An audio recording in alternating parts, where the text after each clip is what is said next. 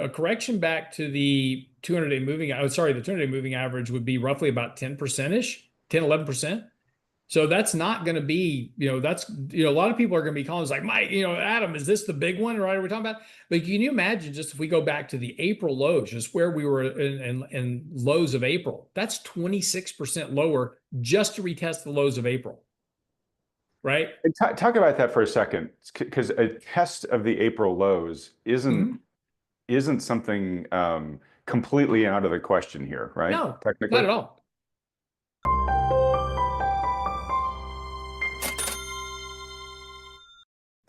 Welcome to Thoughtful Money. I'm Thoughtful Money founder and your host, Adam Taggart, welcoming you here at the end of the week for another weekly market recap featuring my good friend, the languid portfolio manager, Lance Roberts. Lance, how you doing? I'm doing good. Yes, I'm languishing this week. So, well, I picked languid because it means a slow or slowing down. This relates to a piece that you just wrote about some of the leading indicators suggesting that things are slowing down. We'll get to that in just a minute. I got to admit, Lance, I was a little nervous to poke fun at you today with that word because as you were setting up your camera today before we turned on the recording, I got to see your man cave a little bit. And there were some katana swords there. And for those of you who don't know what a katana is, it's one of those Japanese sort of samurai swords. And I asked Lance about it. And he's like, yeah, that's back from when I used to fight with swords during your MMA days. Back in the day, yes. Yes. Back in the day. So I think I said to you then, I was like, Lance, I always knew you were a guy, I didn't want to get angry at me, but I keep learning how bad of a guy you would be to get angry at me. Yeah, no, those were all the fun days. When you think back to your younger days and stuff you did, I'm like, I'm surprised I'm still alive today. So, I'm surprised you've got all your fingers and appendages. Oh no, trust me, I have battle scars all over my body. So trust me, I have scars galore. So yeah. Oh my God. All right. Well, look, yeah, I had no idea how much I was taking my life into my hands poking fun at you all these No, see, past. I'm old now, so it doesn't matter. I just, these days I just go, yeah, whatever. Okay, we'll see. Something tells me the bear still had a little bit of fight left in him, but hopefully I never find it.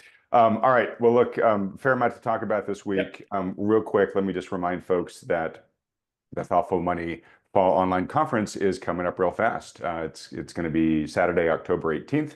We're now here at the end of September, so we're getting real close. It's going to be a fantastic event again this year, folks. Extremely timely, especially as things are looking so uncertain for 2026. Also, too, I'll break the news here. We've got a few more people added to the roster. Just added Danielle DiMartino Booth, and what was funny about that is I've asked Danielle to speak, I think, at like every conference that we've had, and I thought I was doing her a kindness by giving her a conference off. And I got this angry text from her saying, "You're having a conference and I'm not involved." So she very much still wanted to come in front of the Thoughtful Money audience, folks. And I said, "Of course, yeah. If you want to come present here, we would absolutely love to have it." So we're going to have Danielle. David Hay is going to come. He's going to talk about income investing and investing in opportunities outside of the U.S. We're going to have Craig Wishner on. He's, I think, participated in one or two conferences in the past. He's going to talk about farmland investing. And then, of course, we've got the roster I've mentioned, Lacey Hunt, Judy Shelton, Stephanie Pomboy, Grant Williams, Michael Howell, Darius Dale, Sven Henrik, Andy Scheckman talking about precious metals, Lynn Alden talking about Bitcoin, Melody Wright talking about the housing market.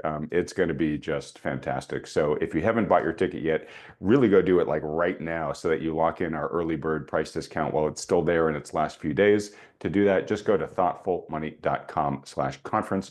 And recall that if you are a premium subscriber to our Substack, check your email. I've been sending you emails with a discount code that you can use to get an additional $50 off of the ticket price. And that includes $50 less than that early bird discount. All right, Lance, so Slowdown. So you wrote a piece this week titled Slowdown Signals. Are the leading indicators flashing red? So why don't you answer that question for folks here?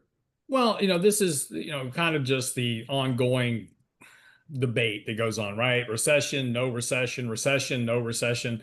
And, right now, there's certainly no sign of recession to speak in terms of, if you take a look at economic growth in the second quarter, just printed 3.8% for the final revision.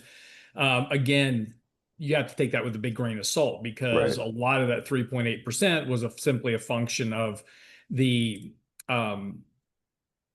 trade balances going back and forth. In the first quarter, we had that negative GDP print because of inventory stocking prior to the onset of tariffs. Then, as soon as tariffs weren't what everybody thought they were going to be, then we had the big reversal of that. So, a vast majority of that 3.8% growth is a one-time effect. But again, it doesn't really change the fact that we're seeing a lot of economic weakness across various sectors of the economy, whether it's manufacturing, services are showing a slowdown, labor costs are declining towards 1%. We just saw today personal income and spending coming in terms of the latest reports. Personal income came in at 0.4%, which was just slightly above expectations of 0.3. So that's good news, but personal spending was 0.6. So in other words, people are diving more into savings, more into debt, et cetera, because their incomes aren't keeping up with their spending rate. So that's going to lead to again, we talk about these things that are kind of forward projecting, these forward kind of looks. And when you start having a decline in savings rates, then that's kind of a good precursor for a slowing economic environment. And so it's really kind of the jux of the article today. I posted on our Substack page, as well as on Twitter this morning, on X, whatever. But the big driver for this is really this expectation for forward earnings growth. And that continues to be my biggest concern here. Let me share this chart with you.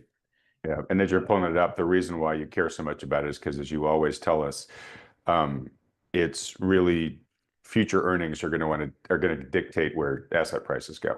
Exactly.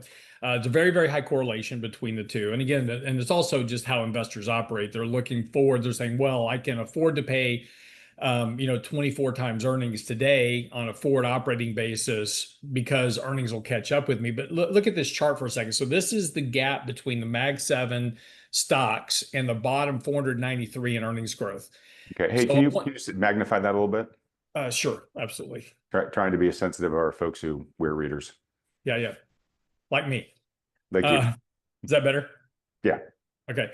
So the blue lines are the Mag 7 earnings growth. And you'll see first quarter of 2024, you had 50% earnings growth. That's been declining, obviously, just as these companies are getting larger and we're kind of going through the cycle. But you'll notice that earnings growth for the bottom 493 has really been non-existent in 2024 and 2025. Even in third quarter, fourth quarter this year, they're only expecting 4% growth in earnings for these two stocks. Now, if you take a look at the economic data, that's where earnings come from. If you have strong earnings growth, then that's coming from strong economic activity. And so Wall Street's expecting this big surge of 11 to 15% in earnings growth for the bottom 493 stocks. Now, this is far worse once you get to small and mid-cap stocks, because 40% unprofitable, they've got debt problems, all other kinds of things that are highly sensitive to economic data. Their growth rate's expected to be flat to negative. But the point is that Wall Street's expecting this really strong economic growth going into next year. The question that we have to ask ourselves as investors is, okay, fine, where's that going to come from? And particularly given the case, if earnings growth is slowing for the Mag 7, which are your big revenue drivers, then how is it that this other 493 companies are going to magically manufacture earnings growth when the Mag 7, the biggest drivers of revenue and earnings over the last 5 years in particular, is losing ground? And so so the point is, for investors, it's something to pay. I'm not saying that it can't happen. So don't say that this is absolutely what's going to happen, because it could, who knows? But it's just something to certainly be cautious on. And particularly, And what's the narrative there? Is it that AI is finally going to start delivering results to the smaller companies outside of the Mag 7, or is it something else? well, that could be part of that narrative. But again, if AI is going to generate stronger economic growth, where does economic growth come from? It comes from demand within the economy, right? So I've got to have more full-time jobs, people collecting paychecks. I got to have rising wages, all those type of things. And AI does the opposite of that. It reduces jobs, it lowers wage growth because it increases productivity rates. So that certainly doesn't augur well for stronger economic growth to support estimated earnings for companies that have not actually posted earnings growth of any sort really over the last couple of years. And this is the leading economic index, which continues to be negative and has recently turned lower. So again, despite what we saw in quarter 1 and quarter 2 in terms of GDP, even in quarter 3 of GDP, right now, quarter 3 GDP is expected to be about 2.2% growth. Leading economic indicators have turned lower again. So that certainly doesn't suggest that we're about to have this really robust economic growth within the overall economy. Yeah. And Hey, sorry, real quick on that on that chart. yep, First off, leading economic index, that's a composite of a whole bunch of different indicators, right? leading economic indicator, credit, markets, all kinds of stuff. Yeah. Yeah. Okay. Yep. So it's a hodgepodge of many different things. Right. I just want to note here, kind of every time it has dipped negative, we've had a recession, with the kind of notable exception of 2022. Although I will say that wasn't a fun year. Yeah. So I guess you kind of got to ask yourself if it is indeed declining again here in negative territory. Something different has to happen this time for it not to be at least an unhappy Well, year. I wouldn't say that something different needs to happen, because if you look, so first of all, leading economic indicators. So two things real quick. First, this is the 6-month rate of change. So if you just take a look at the leading economic index, it just kind of goes in a 45-degree angle and kind of bobs up and down. So looking at it on a 6-month rate of change gives you a much better indicator of economic impact.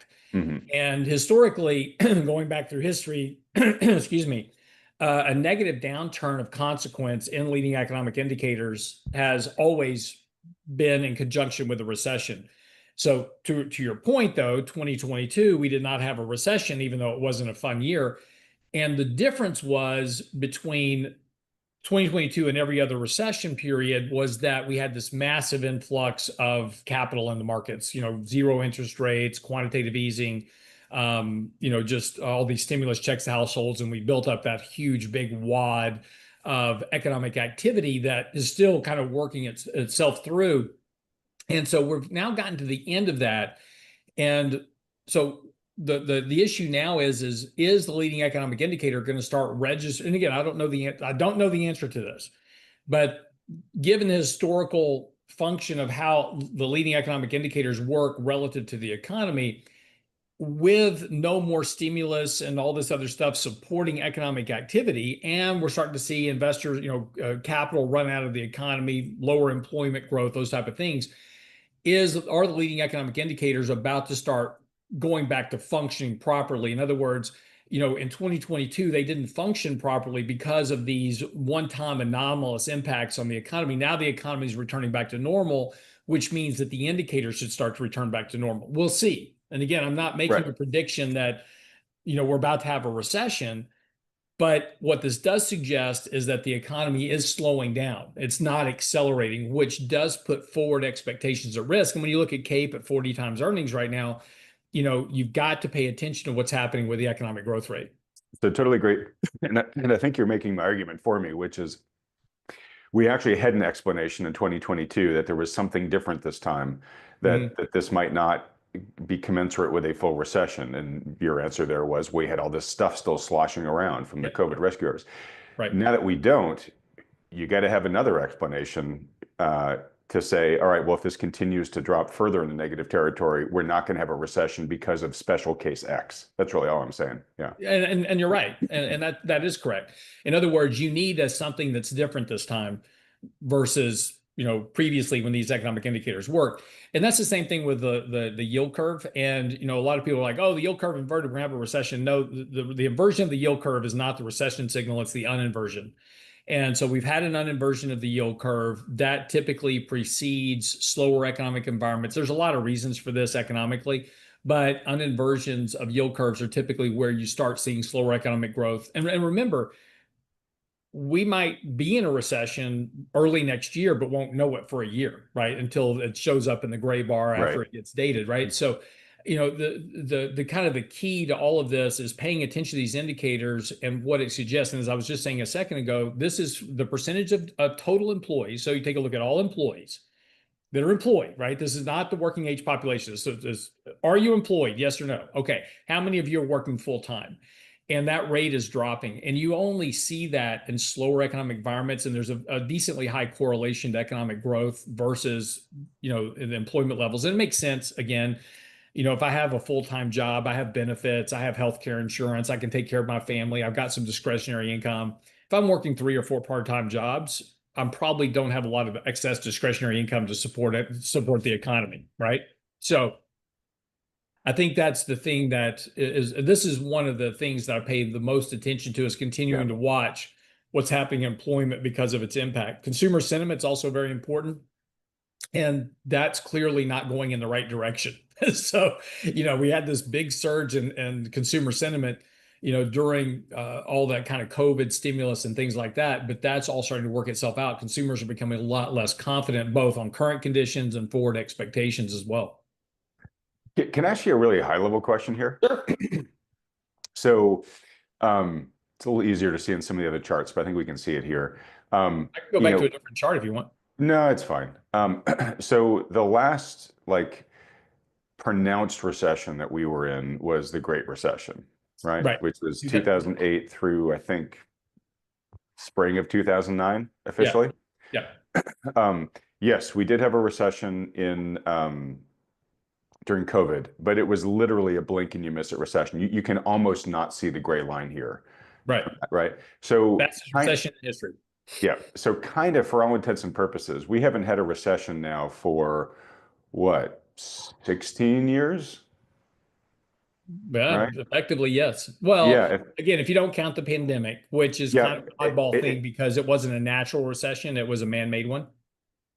Yeah, well, and yeah, exactly, because Yeah. we shut the global economy down, right? Right. So let's put an asterisk on that and just remove it from the data set for a second. I mean, that's kind of, I'm going to say anomalous, but obviously we only go back, this chart only goes back to the 50s. Only the But I 50s. think, pardon me? Only the 50s. Only the 50s. But I think if we went back, another 100 years or so, we would have had recessions a lot more frequently than 16. Like 16 years is a really anomalous time, right? Right.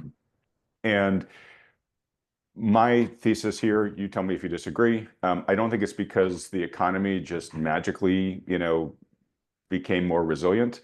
I think it's more from a policy standpoint Oh, that absolutely. we got a lot more allergic to the concept of having a recession, right? And I suspect that that's the playbook that's in place. So which is one of the points I want to make here is just kind of crazy, right? And I've used this analogy before. It's just like saying you don't like winter and you don't ever want there to be winter. And so when it gets cold, the government's going to spend a ton of money and bring a bunch of heaters outside, and we're going to, try to just heat away winter, right? Right. And, as we've talked a lot about, look, winter plays an important role in the seasons of life, and recessions play an important role in capitalism. They're Right. there to get out the malinvestment, right? Creative destruction. Mhm. So I guess, so the next question here is what does your gut tell you? And I know I'm just asking you to totally guess here, but if we start entering recession again, is it going to be all guns blazing? Like, okay, we got to do everything possible to make this recession last even shorter than the COVID one. Right. Or do you think it would be more pronounced this time? Well, it depends on the cause, right? So again, we talk about this a lot and written about it a lot. If you're having just a normal economic slowdown that slips into a recession, right? Nothing earth-shattering going on. It's just consumers are running out of capital. Companies are starting to lay off employees to kind of work against, slowing demand, those type of things. And so you just kind of get a more organic recession, kind of like we saw back in the 50s and 60s. It's just kind of these organic recessions that occur. Then it's not going to be dramatic. Maybe you have -1.5% growth. The market goes down 20, 30, 35%, something like that. You go through a period of kind of adjustment. The Fed will cut rates to zero, probably restart QE at some point. And that it won't be this devastating event, right? The problem that we have right now is for most investors is there's only been 3 recessions that most people remember now because of just we're getting older. Most people don't remember the 91 recession, which was mild. It was an organic recession. You have to go back to really the late 70s, 80s to get, bigger recessions that were normal, right? Just kind of a normal recession. So the only recessions that people know today and the only ones they remember is the dot-com crash, the financial crisis, the pandemic shutdown.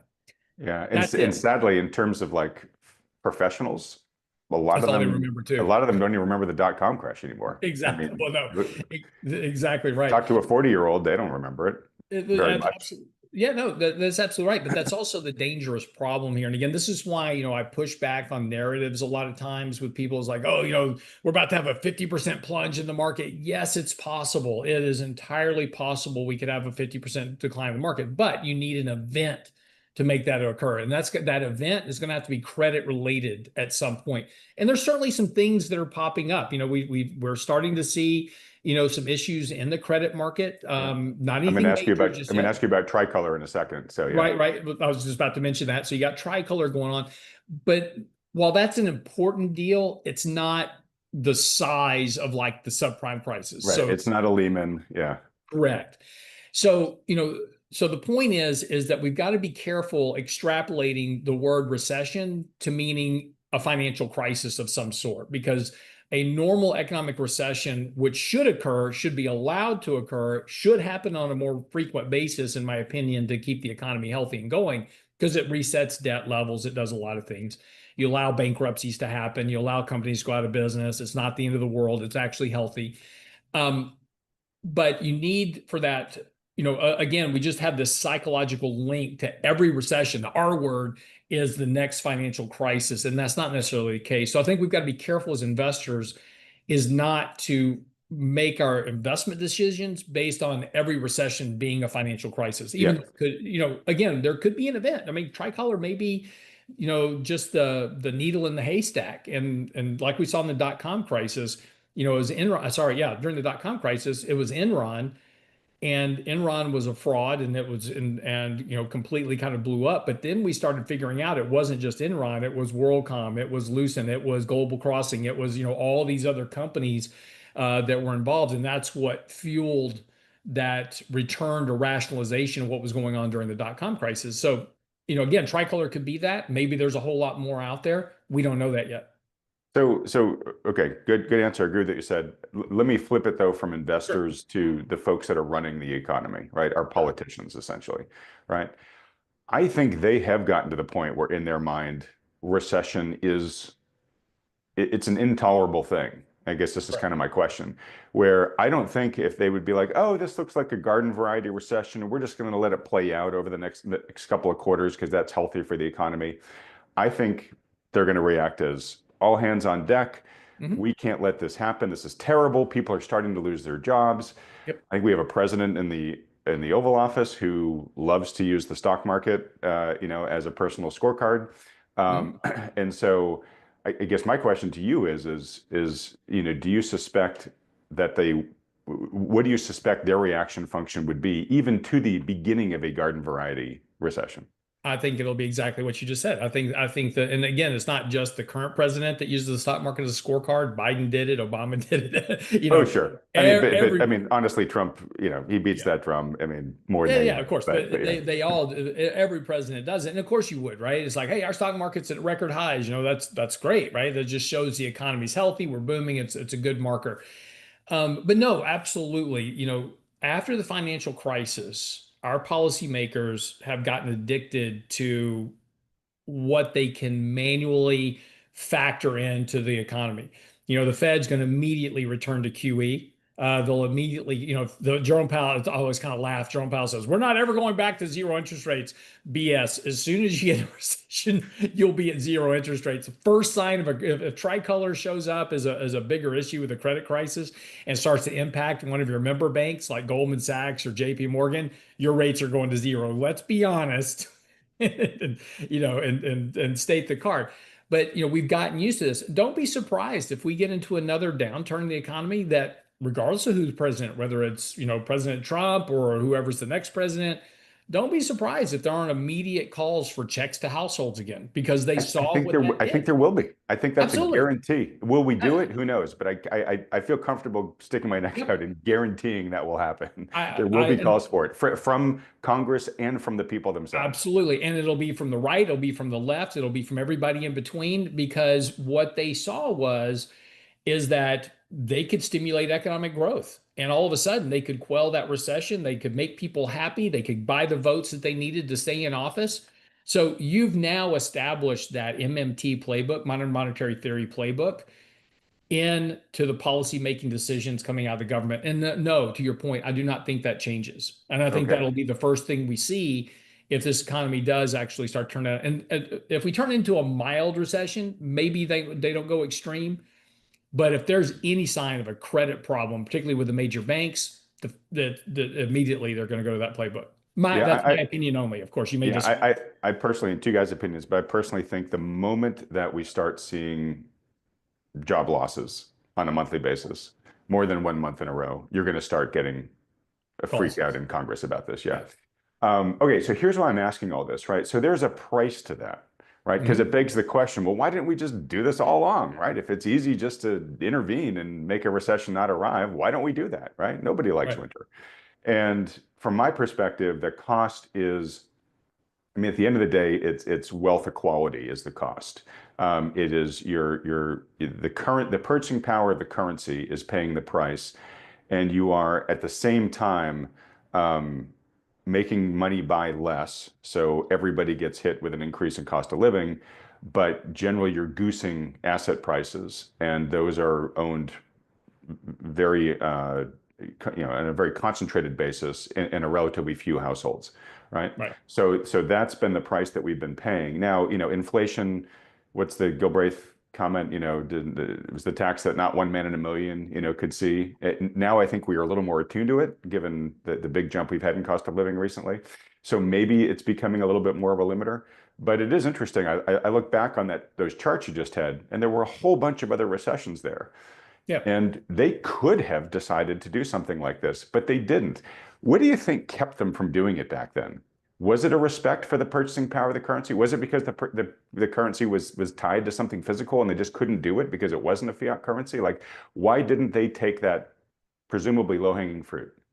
Well, so a couple of reasons. One, so first of all, the purchasing power of the currency is just simply a function of inflation, right? So the question you have to ask yourself is, do these policies create inflation? So the only policy that we saw actually create inflation versus deflation was stimulus checks to households, and because we had so we've done QE, had no inflation, right? Inflation ran actually below levels. The Fed was begging for inflation, all during 2010, I'm 2020. resisting the argument that CPI doesn't really reflect people's true cost of living, but go ahead. Oh no, no. Hey, no, I'll absolutely agree with you that, the CPI, which is the measure of inflation we have to work with, right? It certainly does not reflect everybody's cost of living. For example, people in New York, they pay four times the rent. The rent in New York is four times the rent it is in Texas. So it depends on where you live, right? Same in California. Right. So everybody's inflation rate that they personally pay. There was a really great article out on, I think it was on Zero Hedge earlier this week, talking about Gen Zs and millennials are tapping their 401k plans to pay for living expenses Yeah. because their cost of living is above what they're bringing in income. We just saw that in the personal income reports today. Yeah. Personal incomes are growing at 0.4%, personal spending is growing at 0.6. So Point we're six, right? Yeah, because you can only use buy now, pay later on so many burritos. correct, right. So no, absolutely agree with you. But when we're talking about global economic dynamics, we have to focus on CPI, which is our global inflation gauge. That's Hmm. that's what everything's tied to. Um, so, the issue is that the only policy that we saw create inflation was stimulus checks, sending checks directly to households, actually physically printing money and sending checks to households. That was your inflation push. So I'm not so sure that we will immediately jump back to that. But previously, we never did that. That was never a consideration previously. The Federal Reserve did not become active in managing the economy until after 2000 during the dot-com crisis. And Yeah. that was where Alan Greenspan started promoting, adjustable rate mortgages. We never had a housing problem prior to 2000 because that was when we started doing adjustable rate mortgages. We split up down payments into 80/20 so you could bypass PMI and get out of the 20% down payment. we started doing all these things to manufacture activity in the economy.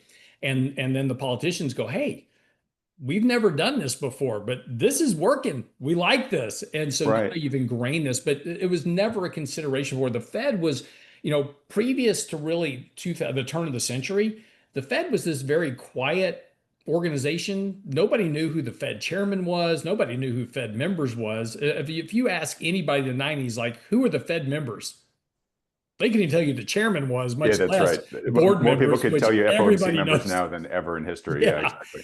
Yeah, so the Fed was very quiet. They just basically managed reserves for banks, and there was not this intervention into the economy, and so that just never really occurred. And even deficit spending was not a deal until Ronald Reagan came along, and Ronald Reagan said, "Look, we've got to break the back of inflation, so we're going to hike interest rates. We're going to do this thing to break inflation from the oil embargo in the 70s, and we need to do deficit spending right now."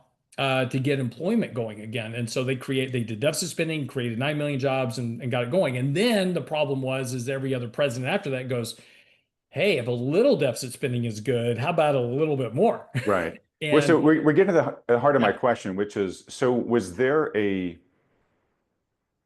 culture or set of values around fiscal restraint yeah, that really our leadership held for 200 years yeah. and then decided, ah, you know what?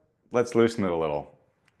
Almost kind of a letting a genie out of the bottle moment. And then as they Was. got a taste of it, they both realized, hey, this is great in the immediate term.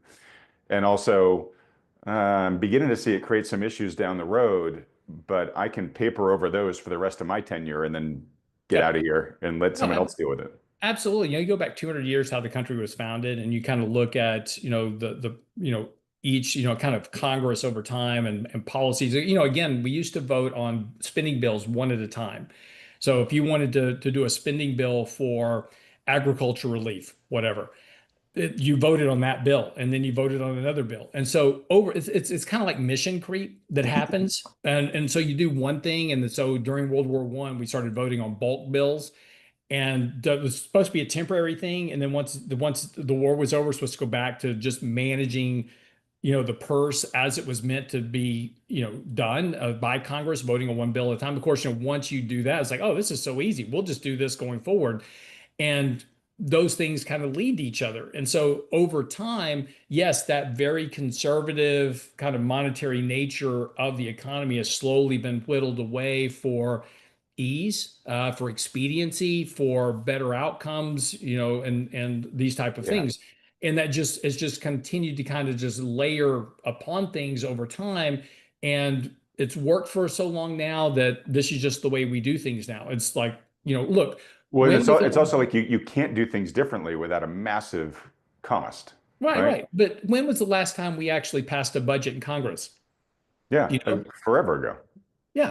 It Because we was just use continuing resolutions now, right? Yeah. correct. The last time we had a budget was when Bush was in office, right? Which one? And then the second one. So sorry, Bush Jr.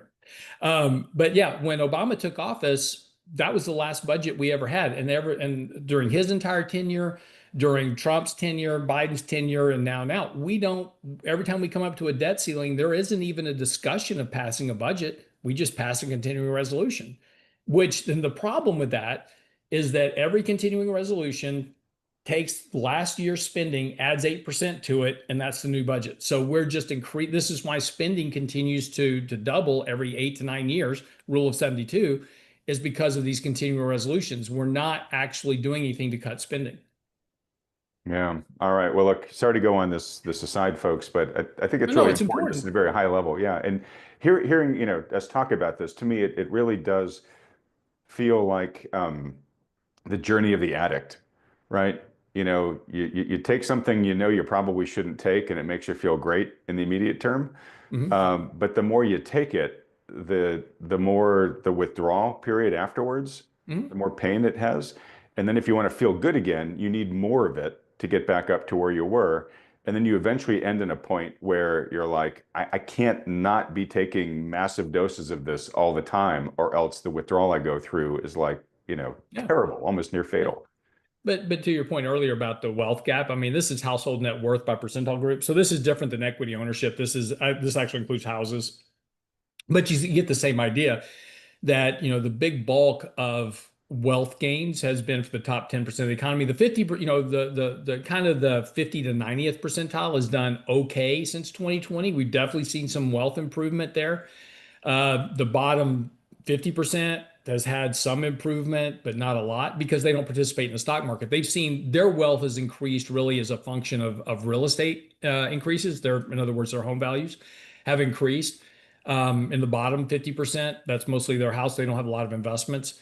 The 50 to 90%, they have some investments, mostly their house, but the real wealth creation has been in the top 10%, which is the ones that own about 90% of the stock market. Yeah. And let me just interrupt to note, because I don't think Mhm. people can easily see it. There's actually four groups represented in this Yeah. chart. The The bottom top 50% way 1%, down there. yeah, the bottom 50% you can hardly see, Yeah. both because the color is an unfortunate choice, but also it's just barely there. Yeah. Yeah. I actually have multiple, I have versions of this chart. I just haven't updated them yet. This was one that was put out last week by the marketeer, but it's the same thing. But again, this is just, kind of that Yeah, problem sorry, that, pull that back up again, because I just sure. want to make a really important point, because the chart does sort of distort it a bit.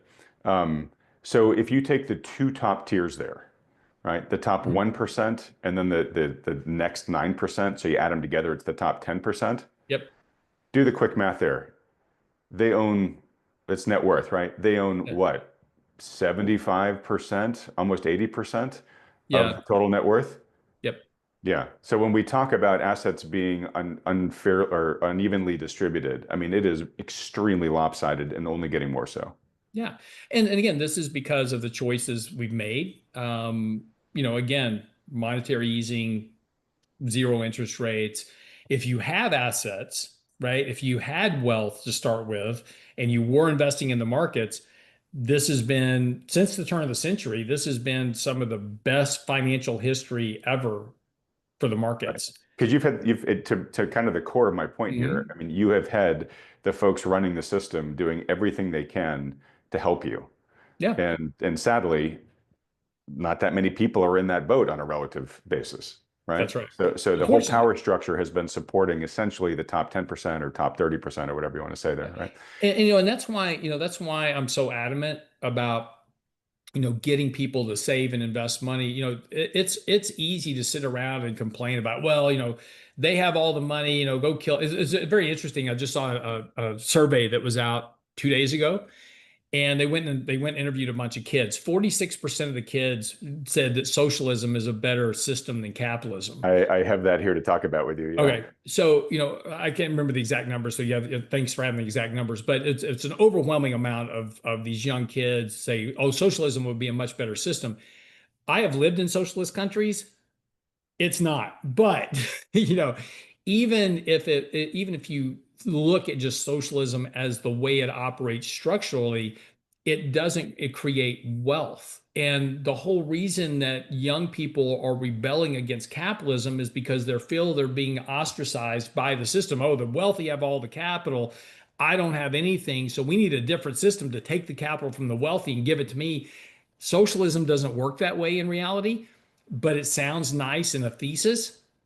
But capitalism is where, if you want to have the opportunity to build wealth, capitalism is what you want.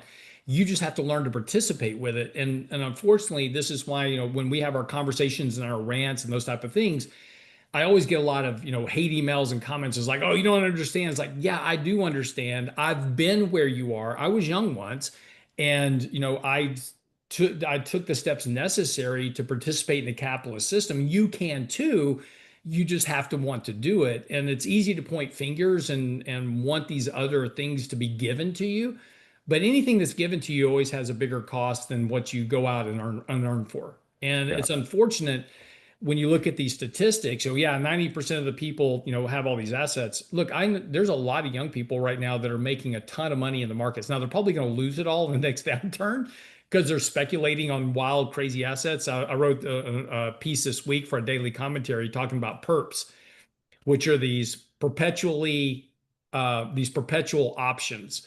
So you can buy a perpetual option on Bitcoin, and as long as Bitcoin goes up, you can leverage yourself up to 10 times.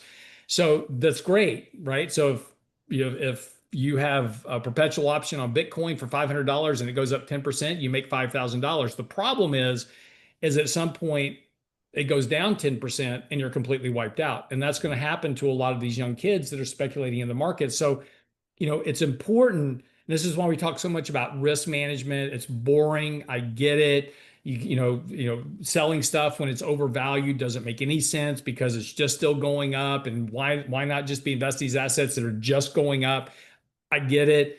The problem is these always end. And if you're not paying attention to your risk and managing your portfolio and managing your investments the right way, you wind up losing it all.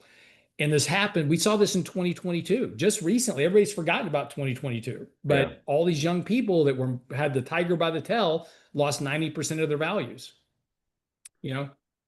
Well, I mean, to a certain extent, you know, they still came out ahead because everything's back up to all-time highs, and that's because of all the intervention that's going on. And so Sure. a big question is when, if ever, will that break? Which we can continue to opine on. But hey, let me get back to something you said Sure. here. Um, so first off, I just want to acknowledge that, look, there's always going to be wealth disparity. There just are. Humans are different, right? We all start from different places. Some work harder than others. Some are luckier than others, all that type of stuff. But if you just look at the Pareto principle, which is ubiquitous in the universe, in general, you're going to have 20% of the people that have the majority of the wealth, and you're going to have 80% of the people that aren't, and you'll find sort of fractal versions of that the further you go down across the population. So there will always be a natural wealth disparity, but I believe for all the reasons that we were talking about, Lance, it's not natural right now. It is getting increasingly distorted by these factors we're talking about. And I know we disagree about this. I don't want to get into a big discussion about it today. I do think it is harder today because I think you agree with me. We don't have sort of true capitalism these days. We have sort of corporatism, and we have other things that are putting their thumb on the capitalist scale. Sure. Are we a socialist country? No, thankfully. But we don't have the capitalism that I think we all aspire to. And yes, we can spend a lot of time, discussing, ranting about this, being angry about it. But to your point, I'm like, look, yeah, the system isn't quite as fair as it was, but that's all the more reason for you to get going and making sure that you end up on the right side of this line, right? So yeah, there are some, in my opinion, there are some headwinds against you that maybe previous generations recently didn't have to deal with, but that's just more reason for you to grab your destiny and work hard so that you don't get pushed back by those. You're one of the ones that crosses the right side of that line. And I totally believe with everything you're saying, Lance. So it's just our system is still capitalist enough that anybody who works hard enough for long enough can change their station here. And yeah, you might have to get real creative, like sleeping in your car like you did, or making a lot of the sacrifices that I had to make that I did. So the opportunity is definitely still there. And yeah, but I will say this is something that I have been sort of warning about over the past decade or so, which is the more wealth inequality that you create as a society, the more people that you start to really cause to start giving up on the social contract, the more people are going to turn to alternatives like socialism, because they're going to say, look, I mean, you tell me socialism's bad, I'm going to get screwed with that, but I feel like I'm getting screwed by the current system, so at least I may as well get something by who's ever screwing me, and that guy's promising me more free stuff than you are, right? Absolutely. And I think that's exactly kind of where we are right now in this college poll that you just mentioned. But there's a much bigger cost to the free stuff than there is for having a capitalist Oh, system. absolutely. But a lot of these kids don't know that. I understand that. And again, you say you make these statements where it's like, well, it's tougher today than it was. It's always been tough. It's not. I know. It's I know. not. And look, let's just go pre-war, pre-World War II. It was terrible growing up. Yeah, exactly. I mean, that's what I'm saying is that every generation has their challenges, right? Capitalism has never been easy. And the headwinds are different today than they were previously, but they are the same in terms of the challenges. In other words, things are always, World War II, Vietnam, these type of things that occurred, there's always these challenges. The difference is whether or not you go, I'm going to take advantage of the system, and you start that process, whatever that process is. And you look at TikTok as a good example. how many people have started a business on TikTok? I'm not talking about just being an influencer, right? You know, they're getting paid to do ads and those type of things. It's a job, right? And they're definitely participating in the capitalist system by, you know, being an influencer and having an OnlyFans page or whatever. That's capitalistic, you know, that's capitalism at Mhm. work. I don't promote that, but how many people have started a business on TikTok just by, you know, making a cutting board or whatever, and they start selling their products online, hats, t-shirts, you know, whatever it Yeah. is. I don't know. Trump says a lot because as you said, that was a big reason of saving TikTok was all the small Yeah, businesses on it. But there honestly, are just being transparent, TikTok's a black box to me. I've never used it. I don't trust know me, it anything is me about it. too, Yeah. but me too, but Well, there you are, use it a little bit. I know you do. I do use a little bit. I haven't figured it out yet, but there are millions of people that have actually started their businesses on TikTok, and and it's just, and that's my whole point is, look, if you want to start a business, there is absolutely nothing stopping you from Yeah. starting a business. If you have a good idea and a good concept, there are people willing to give you money. So in other words, you know, yeah, you've got this wealth gap of people at the top, but you know what you also have? You've got 10% of the people with 90% of the wealth that are willing to invest in your business if you have a good idea. Yeah. I promise you, let's have a conversation about on the good side of the ways in which, scrappy, proactive folks can change their station here, because I don't Sure. want to get mired in it here. I will say on that last part, you're right. I'm a little depressed by that because, again, something I've been saying for a good while is I think the economy is sort of morphing uh, to the state where you kind of only have two main options as an entrepreneur if you're going to Mhm. start a business, where you got to go real big at scale, like massive scale, right? Sell widgets for, a very competitive price, small margin, but you've got the beanie baby that everybody wants or whatever, right? And you just sell a gazillion of these things. Right. And that's hard because you need a ton of capital and you need to get the fad right, right? Or you got to basically service that top 10%. That's where all the Mhm. money is. So it's kind of like why Willie Sutton robbed the banks, right? Well, because that's where the money is, right? And so you No, got to kind of, I'm not sure that's the case. You don't have to service the top 10%. You can service the global economy, right? I mean, look, if I want to start a t-shirt business, right? I can Mhm. do that. And I could go talk to somebody and say, I've got this idea for a t-shirt business, whatever it is. And there's people out there with money go, yeah, I'll invest in you. I'm investing in, look, I invest in people all the time. So if you have a really great business idea, you've got a business plan, you've got a background in it, you understand what the hell you're doing, I'm interested. Let me know. Send me the business plan, right? We'll take a look at it. But there's a lot of people out there like that. And whether it's real estate investing, you know, whether it's building multifamily homes, whether it's building houses, there are people that will invest in a good, solid business. So you take Yeah. advantage of that capital. Banks will loan you the money. And then, but you can then sell that product to everybody in the country, right? So you've got a huge consumer base. And that's the beautiful thing about the US is that we're a consumption driven society. And that's a huge consumer base to sell into. Okay. So here's my point on that. And maybe Yeah, this is a discussion to have in more depth at a later time is I agree to a certain extent that is catering to the wealthy because increasingly they're the ones that have the capital. So you got to go, knock on their doors. sure. Nothing totally wrong about that, but I think that capital is getting increasingly concentrated, right? And then secondly, you know, think of the local hardware store Hmm. versus, Walmart, right? Hmm. Where it's just getting harder to create a small business and compete with these massive conglomerates and these, global supply chains and, In these general, hedge fund roll-ups and stuff like in this. general, yes. I will agree with you in general, yes. But there are people that have found niches to I'm build a totally business in. there. Yeah, we can talk And about that's this. and I that, but was just see, painting with a broad stroke. right. And that's my art, that's my pushback on you, is that your arguments are very broad brush in general. Oh, wealth disparity is causing all these problems. It's not. There are tons of opportunities. You just have to be willing to go find those opportunities and take advantage of them rather than sitting on your duff saying, oh, life is so unfair. You know, Adam showed me this chart of No, wealth disparity and I'm never going to be able to participate in that. It's untrue. Adam, you're a good example. You built this whole business. You're selling, you're making a lot of money on this channel by selling a product to people that they Yep. want. And people are, I just want to be wait, clear. You and wait, I are saying the let me same finish. Let thing. me finish. I'll let you finish. People are sending you $8, $10, subscribing to your YouTube channel, whatever. They may not have that money, but they're willing to give it to you for the information they're getting. So you've created a product, you've participated in capitalism. You are the best example I know right now for young people to aspire to and say, if Adam can do it, I can do it. Forget all this other narrative nonsense. It's keeping you in your seat. It's not getting you to grow. And we need to start getting more of our young people to reach out there, start reaching for that ring, start taking those risks. Because if you don't take the risk, you can't achieve success. It's a Now very, go.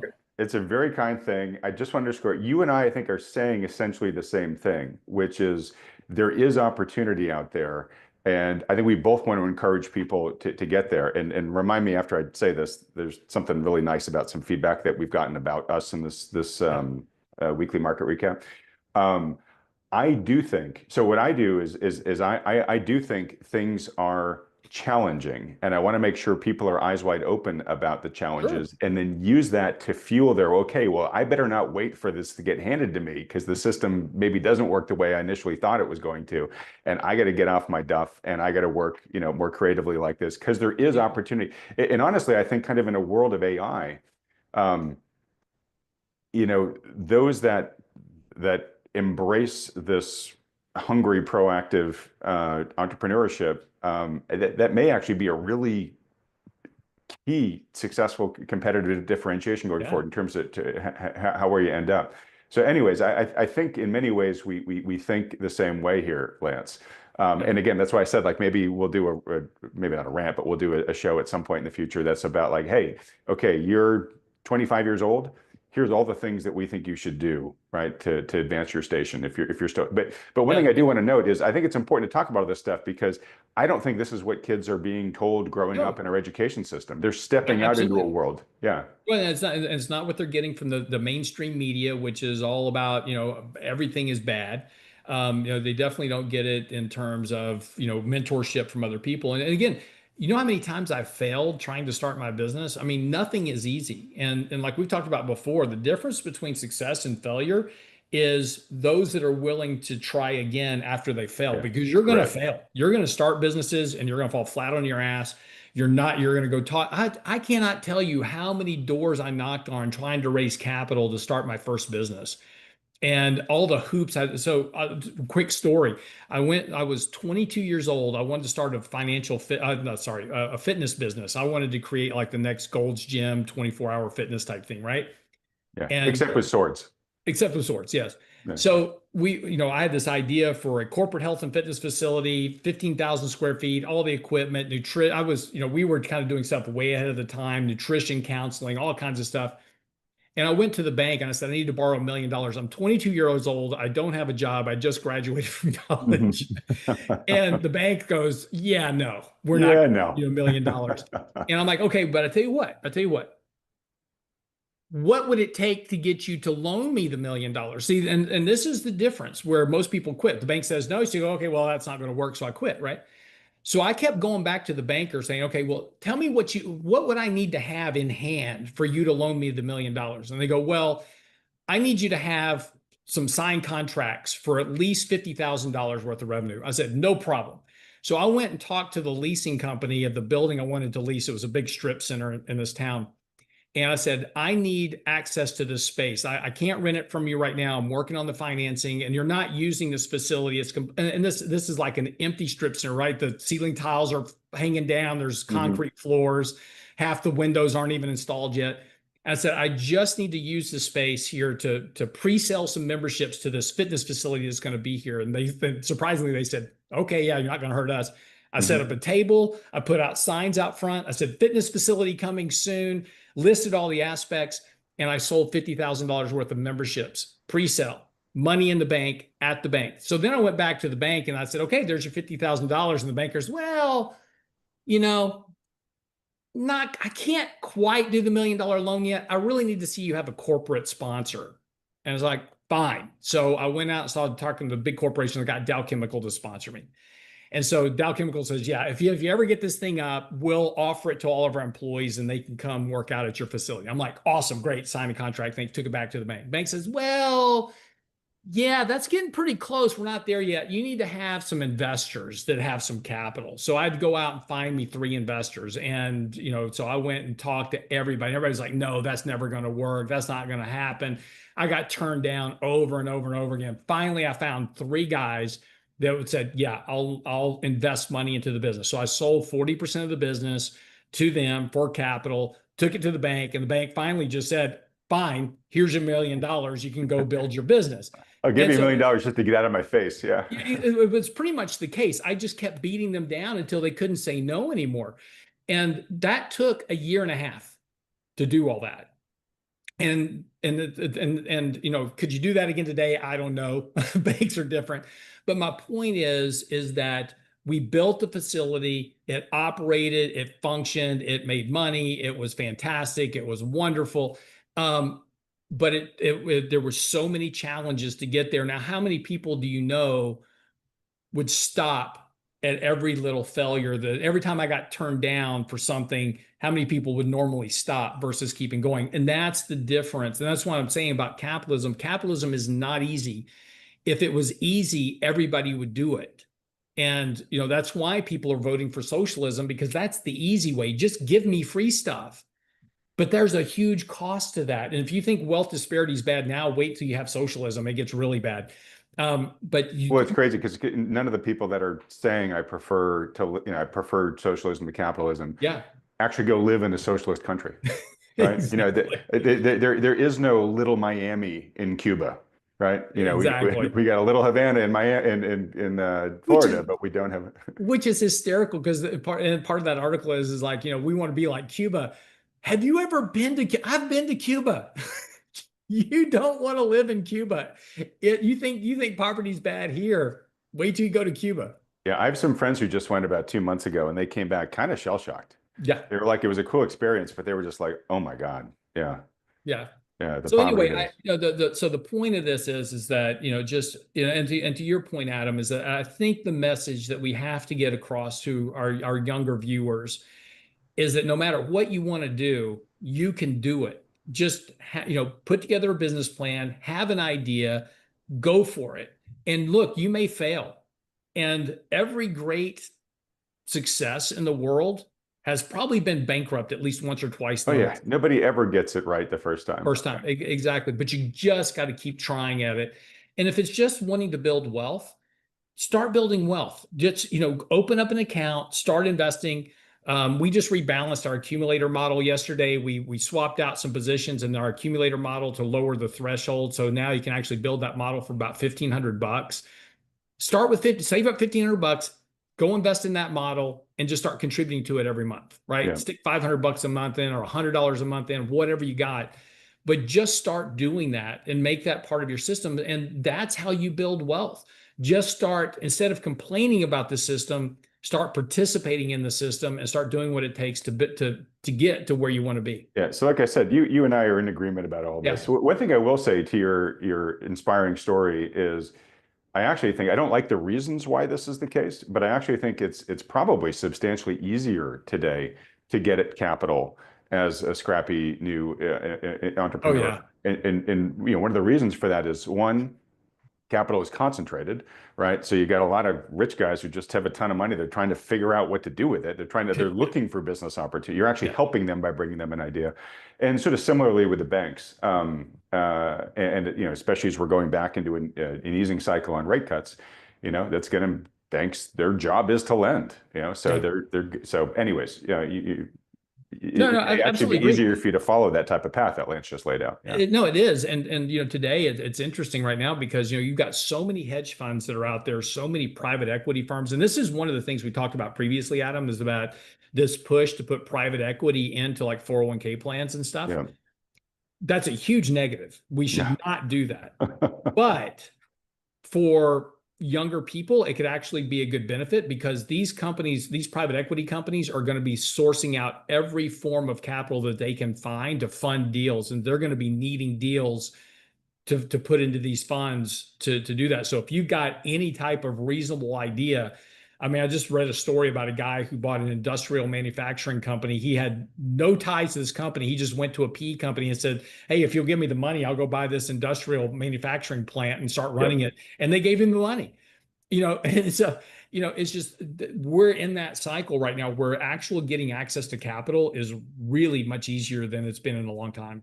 Yeah, yeah, and there's there's pros and cons about that.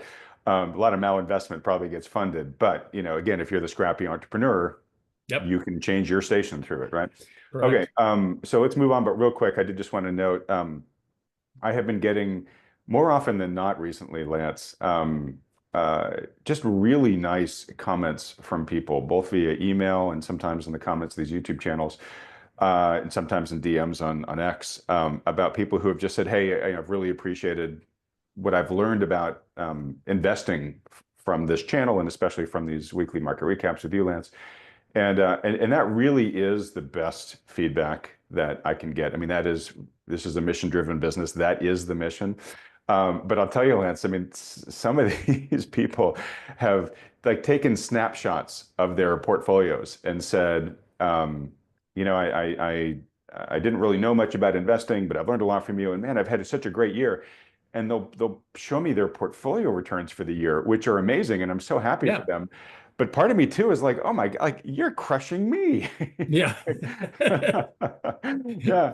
So I mean, it's wonderful. It yeah, really is such a hopefully, a flywheel of education and insight. And again, as I always say to people, information in and of itself doesn't have any value. The value is in the application of it. And so if anybody is actually applying what they learn on this channel or other channels like this, there are plenty others out there to improve their financial destiny. I think that I couldn't be prouder to be part of that movement. yeah, absolutely. And I just hope those people that are emailing you, showing you their portfolios, also remember to take profits because this will end eventually, and you don't want to give them all back up again. So again, just risk management. Don't forget the risk management part. Don't forget that. So that's a good segue to start to talk about Tricolor, but also and the potential sort of systemic risks that we might be seeing out there. Mhm. But before we get there, let's get to the TA, because we still have a market that, while has stock markets had a couple down days, still trading near all-time highs, and valuations are still quite rich. Yeah, so a couple of things. One is as I wanted to show you, just take a quick look at our factor analysis. So this is Mm. factors, the factors in the, I'm sorry, go ahead. No, I'm just chuckling because everything's starting to migrate up to that upper right quadrant again. Yeah. Well, so again, what factor analysis is what we look at as factors of the market. So what is a factor? So a factor is like momentum or high dividend or mega cap growth. So kind of these kind of investing themes. That's what a factor is. And so we just looked at these. We kind of keep track of these factors, and we look at them on both an absolute basis. So what is absolute? Absolute is how our equal weight S&P 500 index trading to itself? Is it overbought or oversold relative to itself? And then we look on a relative basis, which is how is it relative to the S&P? So what we're focusing on and what this chart is to the right is this quadrant is both the absolute versus the relative. So is it overbought on both an absolute and a relative basis? So for instance, gold miners, which is at is the most overbought, it's 76% overbought relative on an absolute basis and 75 overbought on a score on a relative score. So it's way up here in the upper right hand corner.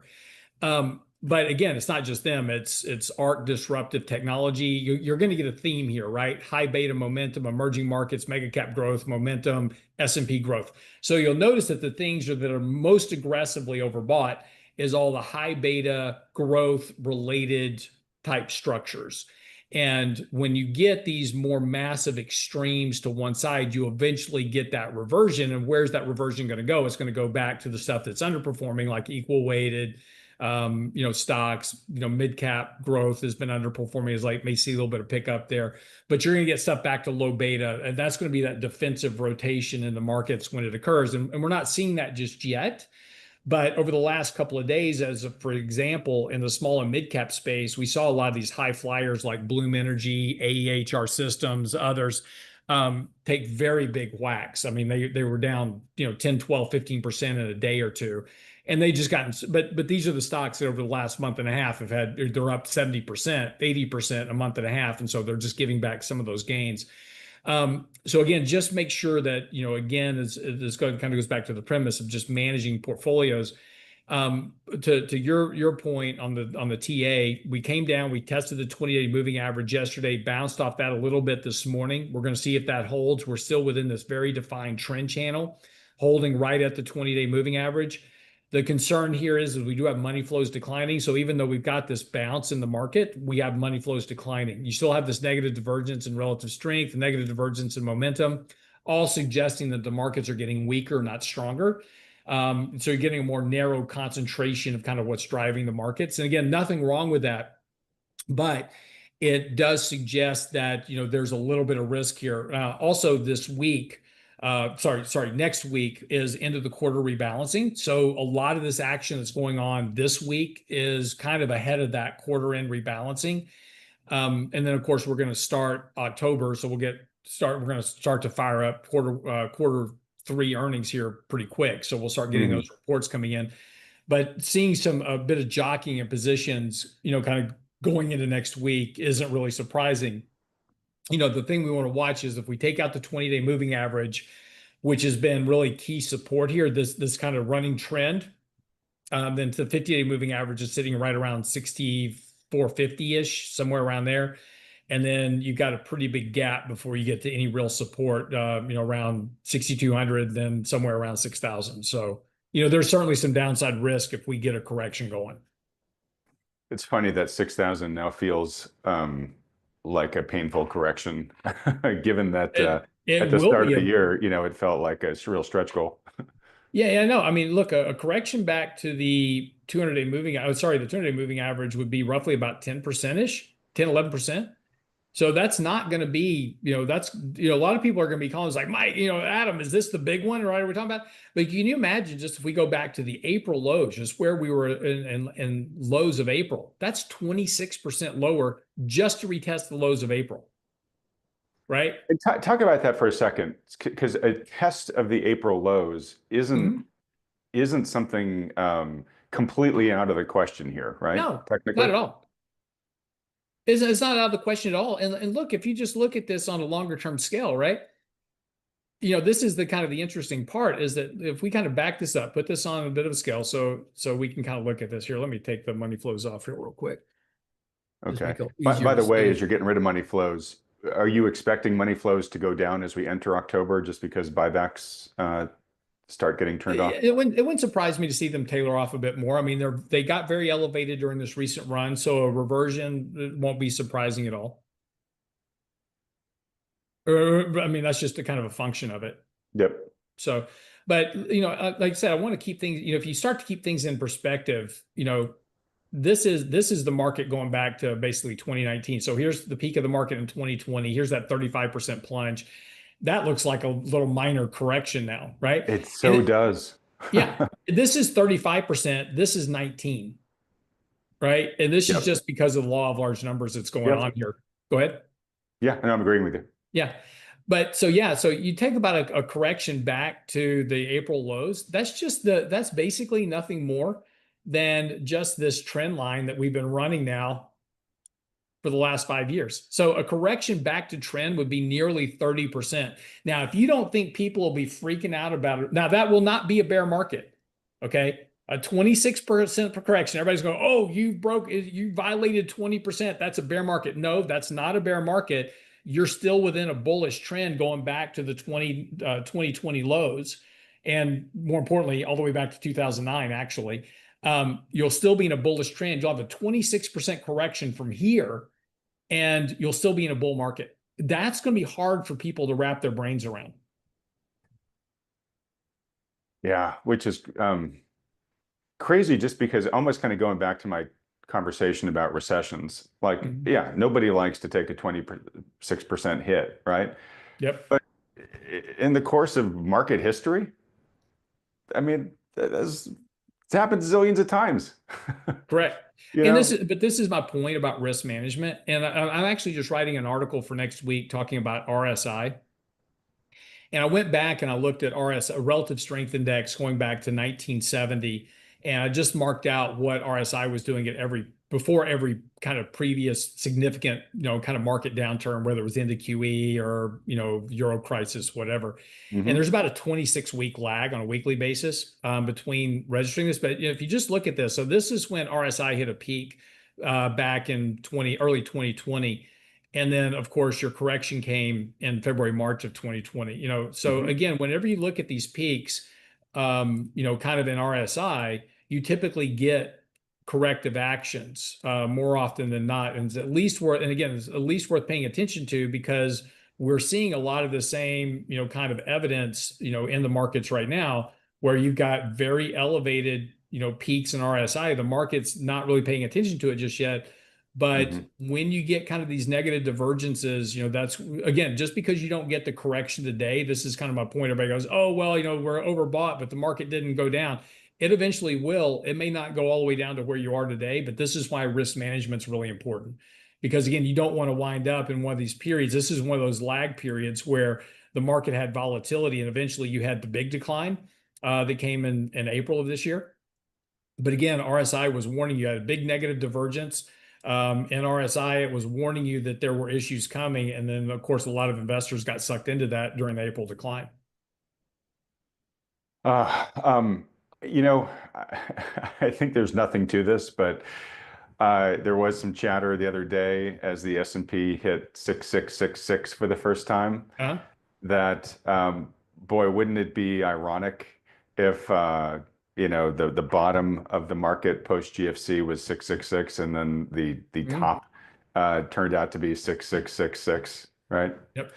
No, Um, I mean, and there is a little coincidence that's happening at a time where I think you're saying, look, there's a number of indicators here that suggest that a rollover wouldn't be crazy here. yeah, no, absolutely not.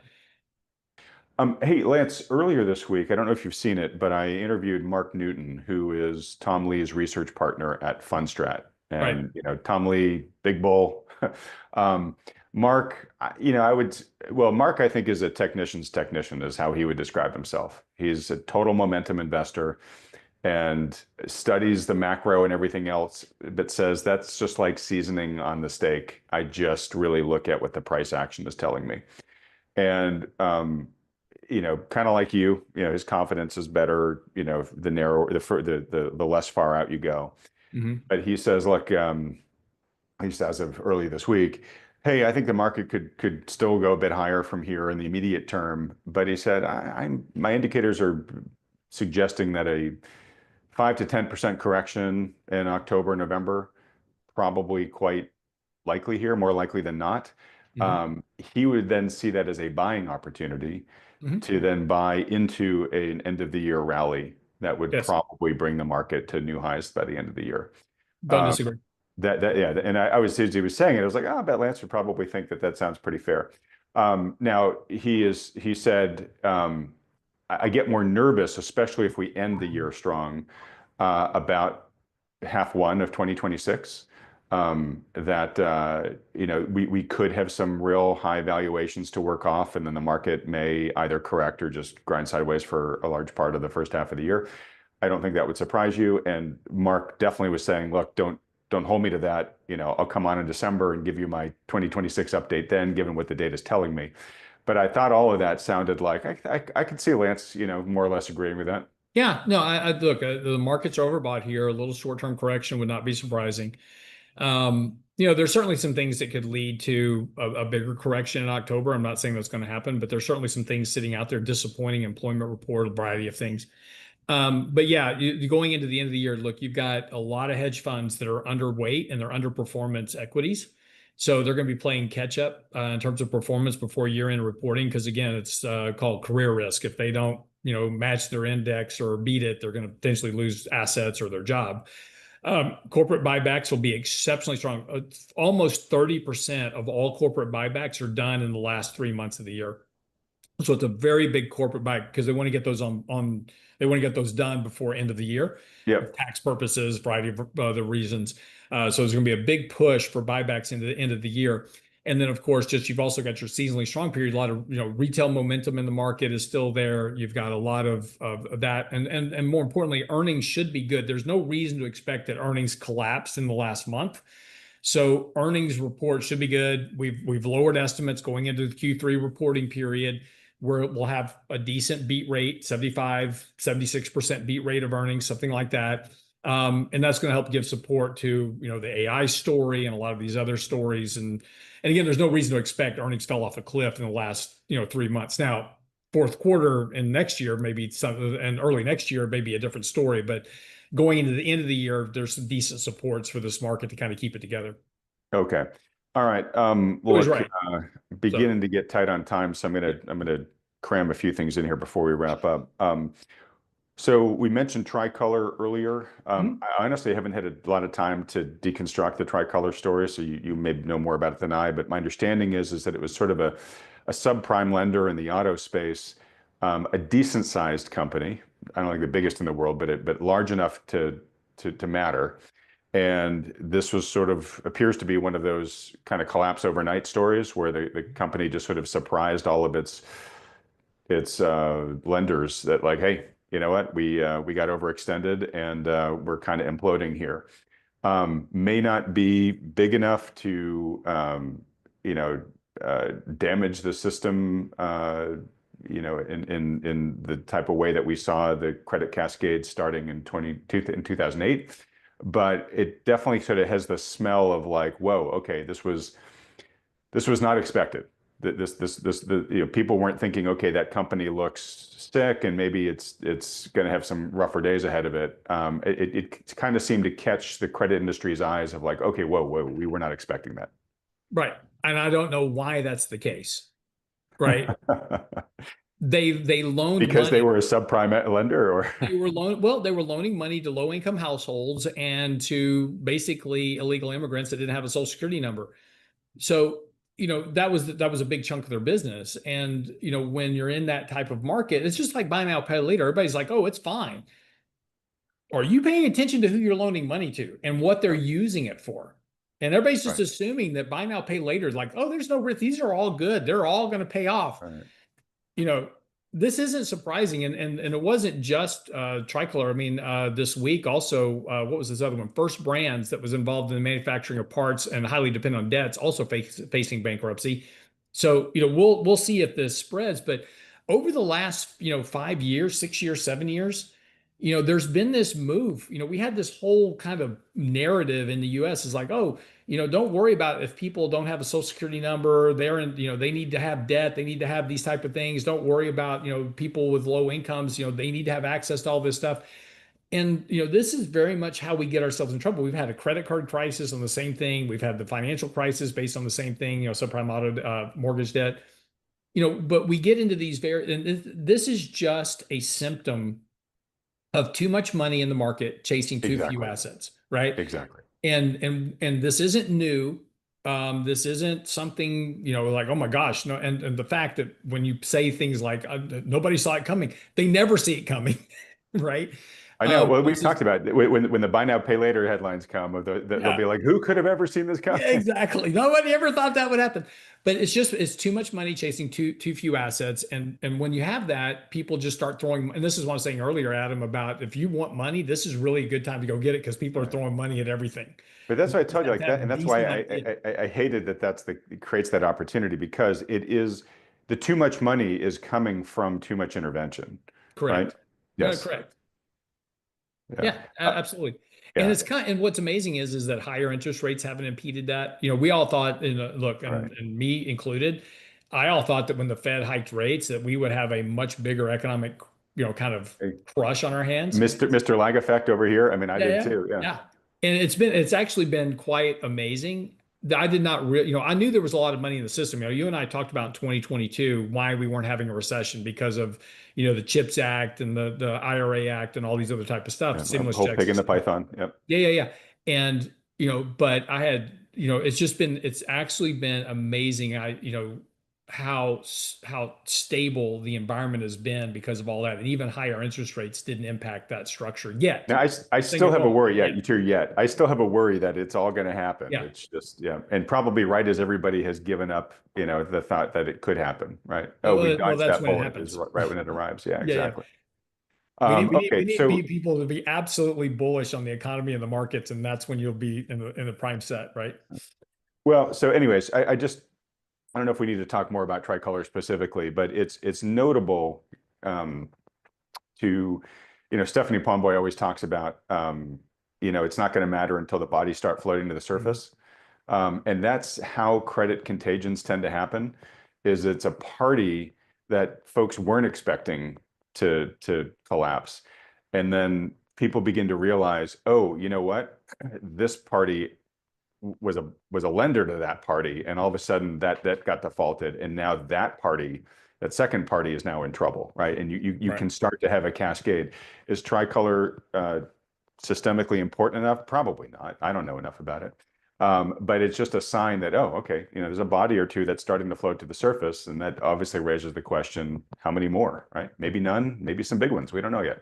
Yeah. Well, and again, when you take a look at the Tricolor bankruptcy, they listed their liabilities at about $1 billion. That's not chump change, right? And this is Yep. the old story: is like if you owe the bank $1 million, it's your problem. If you owe them $1 billion, it's their problem. Yeah. So this is the bank problem, not a Tricolor problem. What Go ahead. Good. I was just going to say, another headline that caught my attention on this, and I don't know if it's not directly related, but it kind of rhymes, is Mhm. so back to buy now, pay later. PayPal has created their own version of buy now, pay later. I think it's Right. called like Pay in Six or something like that, 6 easy installments, right? And the headline was just very recently they're still running it, but they sold the book of debt from it to another company.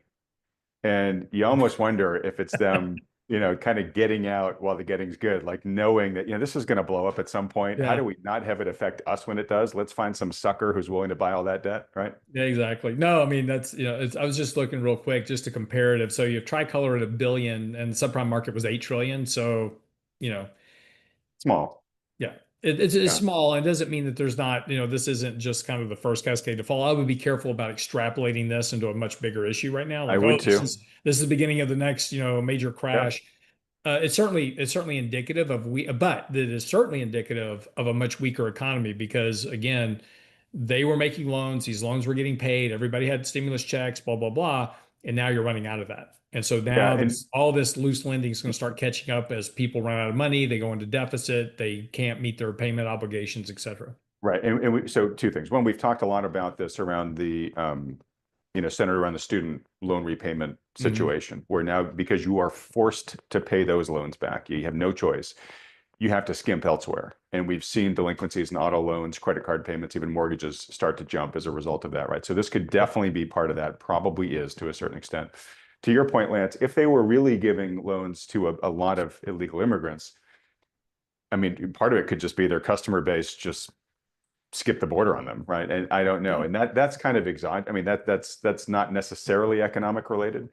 It has an economic impact on companies that depend on that population, but that could be Well, no, it could make I'm this a not, little bit of a special case. no, I'm not even saying that they're skipping the border, right? I'm not saying that at all. It's just that when you loan money to people that, are low, look, they're low, I mean, their business was low income families and basically, people without a social security number. That was kind of their business, and they did $1 billion worth of it.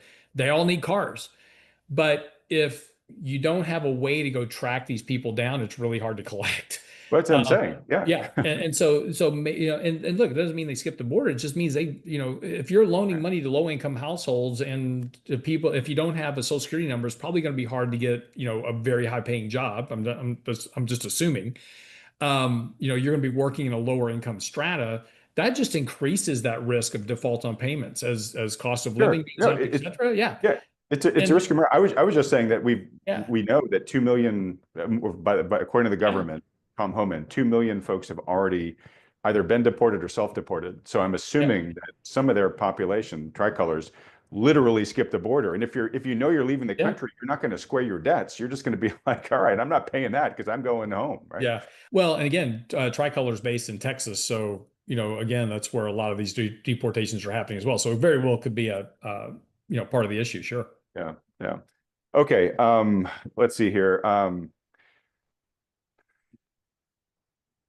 Want to get your quick thoughts on this. So, because, Lance, you, like me, were around during the dot-com bubble, and you saw a lot of the fishy stuff that was going on back then with vendor financing, right? Yeah. Yeah. So there's starting to be some questions raised in the AI space that I think are, I mean, they're valid questions. I don't know if it's, if things are as fraudulent as they were back then, but it definitely seems a little suspicious when you have, some of these lead horses in the AI race, who are, doing phenomenally well, then take, uh, basically inject capital into their customers for their customers to then round trip back to buy their product. And a great recent example of that was Nvidia. Just, I think, put it like 100 million or something into, here we go, is Nvidia recycling profits. I know it just recently put it into OpenAI, and then OpenAI Yeah. announced it was going to buy a bunch more Well, chips. no, it's even better than that.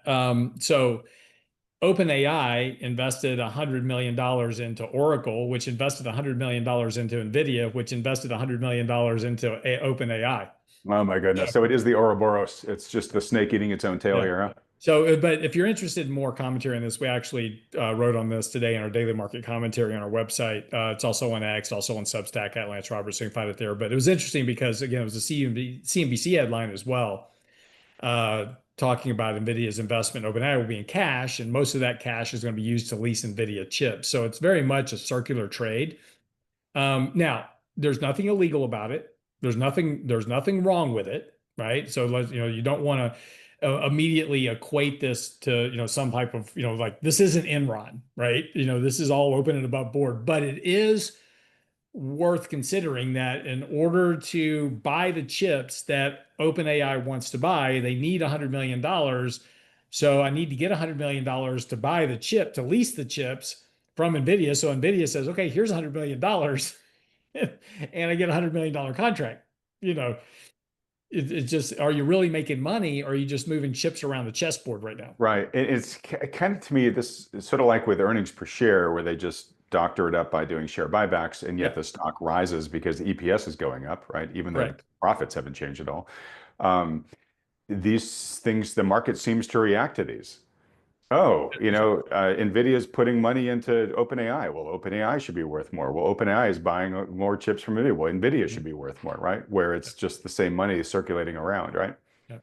No, it is. And again, we're posting astronomical valuations on things like, right. And so XAI, which is Tesla's artificial intelligence kind of platform, they just raised it. They just did a funding round at a $10 billion valuation. I mean, we're slapping, multi-billion dollar valuations on stocks. Again, this is what I was saying earlier, is that there's just so much money chasing assets. If you have a reasonably good idea, there is somebody going to throw money at you because they've got to Yeah. get that money deployed. Otherwise, they have to give the money back to their investor groups. Right. Which again encourages, at the end of the day, malinvestment, right? Which is Correct. the risk here, right? And Absolutely. somebody brought up to me the other day, Mark Zuckerberg said something like, given the size of the pie we're going after, it's worth it to throw a few hundred billion, at some of these things we're not sure are going to work out, Mhm. right? Kind of talking like hundreds of billions of dollars are kind of like loose couch change. Yeah, yeah, But exactly. here was my reaction to that, which is, I get it. The potential spoils of AI are so tremendous that, yeah, they make hundreds of billions of dollars seem like small change now for, if you win the race. The problem is as I see it, and I could definitely be wrong, I'm no technologist, the AI race to me feels much more like a winner take all race. Hmm. Right? So you got a bunch of companies that are trying to build the best AI, smartest AI. One of them is going to succeed, and at some point, everybody's going to gravitate to that because it's the best, right? And Right. we see that network effect with it, and all sorts of other things. And so, a lot of the big companies now that are trying to win the race are going to not win it. They're going to lose it. And a lot of the phantom capital or phantom market value they have right now, because folks are betting on them to win, that's going to have to go away as they capitulate and say, you know what, I didn't win this race. Mhm. So it's just, I don't think people are really cognizant of the fact that, yeah, a lot of this market value de facto is going to have to go away. Now, maybe it won't go away. Maybe it'll get transferred to the winner and the winner becomes massive. But if you're invested in one of the losers right now, you get a date with destiny at some point in the future on that. There's Yeah. also the question too of like, and how big is the pie at the end of the day? I believe it's probably pretty damn big. Is it? But is it? Maybe not. And I'll talk about that in just a second. But it might be like the internet, as we talked about, where it might take a lot longer for the winner to realize the value of winning anyways, right? It might be not for 20 years until it's really, proven out. And so even the winner's market valuation may have to take a haircut for a good period of time over time. So we have those uncertainties. And right now, to your point, Lance, everyone's just throwing money at this willy-nilly. Valuations are just, as Chris Irons nicely said, are pornographically overvalued right now. Yeah. Yeah. So there's that. And then let me just connect one thing and I'll let you react. Bain just released an analysis this week where they said, look, we're doing our best to size kind of the opportunity set of AI here, I guess in sort of present value terms, I guess. And they were sizing it around a $2 trillion market. And they're like, from our analysis, and we're being as generous as we can be, we can kind of see how 1.2 trillion of that is going to manifest over coming years. Mm-hmm. But there's this 800 billion gap that we can't come up with a credible reason for that to get realized right now. Yeah. And so, if it doesn't, I mean, that's like a 40% freaking haircut in terms of the expected value of AI. But again, that's exactly what happened in the dot-com crisis. Right. Expectations get too far ahead of reality, and then you have to adjust back to reality. The internet was a thing. Everybody thought, just because you had the dot-com crash doesn't mean the internet wasn't real. The internet was real, and companies like Amazon and a lot of others, thrived on the internet and did great. But you had to flush out all that excess, all those overhyped expectations. And that's where we are right now. The expectations are too far above reality. At some point, that'll correct. Now, that doesn't mean tomorrow. That doesn't Right. mean next week. It doesn't even mean next year. This could very well, this could be we could be in the 1996. We just had Jerome Powell this week go, hey, stocks are fairly highly valued. 1996, Alan Greenspan goes, hey, we're having irrational exuberance in the market. It was 4 more years before the market blew up. So don't think just because expectations are ahead of reality that the crash comes tomorrow. But at some point, there'll be a reversion of reality to these expectations. It was interesting. David Einhorn um, just wrote a piece talking about this. He said that there's an unprecedented amount of spending on artificial intelligence infrastructure and may destroy vast amounts of capital. He said the numbers being thrown around are so extreme that it's hard to understand them, and there's a reasonable chance that a tremendous amount of capital destruction is going to come through the cycle. And again, that is probably a true statement, but it doesn't mean tomorrow. Right. It doesn't mean tomorrow. And that's kind of the danger here. And I'll get off this in a second. I used this analogy, I don't know, a year or two ago. When you distort the system, it's like, you know, having people go walk out on the ice. And the longer the ice doesn't crack, like, in a pond, the ice gets thinner and thinner the out you get to the middle. But the more people go out towards the center that the ice doesn't crack, the more confident they get in the ice, right? And they start treating it like it's concrete, like it's just never going to break. And then, of course, if you get to the point where reality intervenes and, the ice breaks, it catches everybody by surprise and they are way too overextended because they were Mhm. trusting the ice way too much. And that's a big worry I have here for investors. And look, that's just the way markets work, and market doesn't care about my feelings or beliefs here. But that is a Exactly. big worry I have, which is if that manifests, if Einhorn's concerns there manifest in a sharp repricing of the markets, yeah, it's going to be disastrous.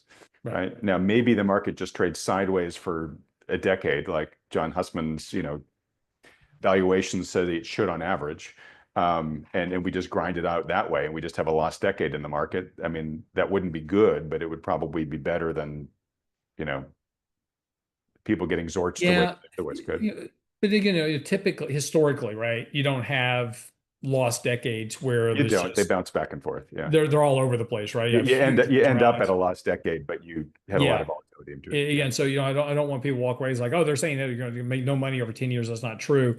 There'll be a couple of big crashes in there, right? A Yeah. couple of big declines, 20%, 30%. Again, like we just talked about a little earlier, just a correction back to the bullish trend is a 26% decline, right? That is completely Right. that should be in your deck expecting to happen at some point because that's just what markets do over time. Right. And again, to underscore your point, and that's just to stay in the bullish trend. Yeah. Yeah. Yeah. Not You even break enter the bear bullish market. trend. We got a whole nother conversation to have at that point. Yeah. But which is crazy because like we kind of treat bear markets now kind of the way that we did recessions, Yeah. right? Where it's like, we need them. In fact, you kind of should cheer to a certain extent because it means that you're going to get really good buying opportunities. Yeah. Yeah. All Exactly. right. Well, look, we're running out of time, and I know I got to get you out of here soon, Lance. So I just want to say thanks to your partner in crime there, Mike Leibowitz, for coming on and pinch hitting for Stephanie Pomboy this week. He talked about, he presented his latest bullish case for bonds. He thinks that bonds have a pretty good outlook ahead of them for, say, the next 6, 12 months. Anything you want to say above and beyond, what he talked about? Yeah, no, he's right. Actually, this past Monday, I posted on our website a bullish and bearish case for the markets, and I laid out the bullish case for the markets from here, and I laid out the bearish case for the markets from here. Um, in the bearish case, of course, is where bonds really have their best benefit, of course, and for a whole variety of reasons. But when you talk about high valuations, and this is kind of where we are right now. You talk about valuation. So we're at 22 times forward earnings and 25 times trailing earnings. This is on a 1 year basis. And when you talk about CAPE valuations, which are not good for short term, in the short term, valuations are all a function of just sentiment. So right now, valuations are high because we've got a lot of investor sentiment, and that's why valuations are high. Long term, 10 years or more, valuations are all about returns. And at 40 times CAPE, your return structure doesn't look good for stocks. But in the short term, it's very bullish. But when you talk about high valuations, those ultimately are going to revert to some type of reality. And one of the big things we're watching on right now is the difference between the annual percentage change in earnings versus economic growth. Now, why this is important is because economic growth is where earnings come from, as we talked about before. And you'll notice that there's a fairly decent gap right now between earnings and earnings expectations, which are pretty elevated. There's this big gap. Historically, when there's a gap between GDP growth and earnings catch down to GDP, not vice versa.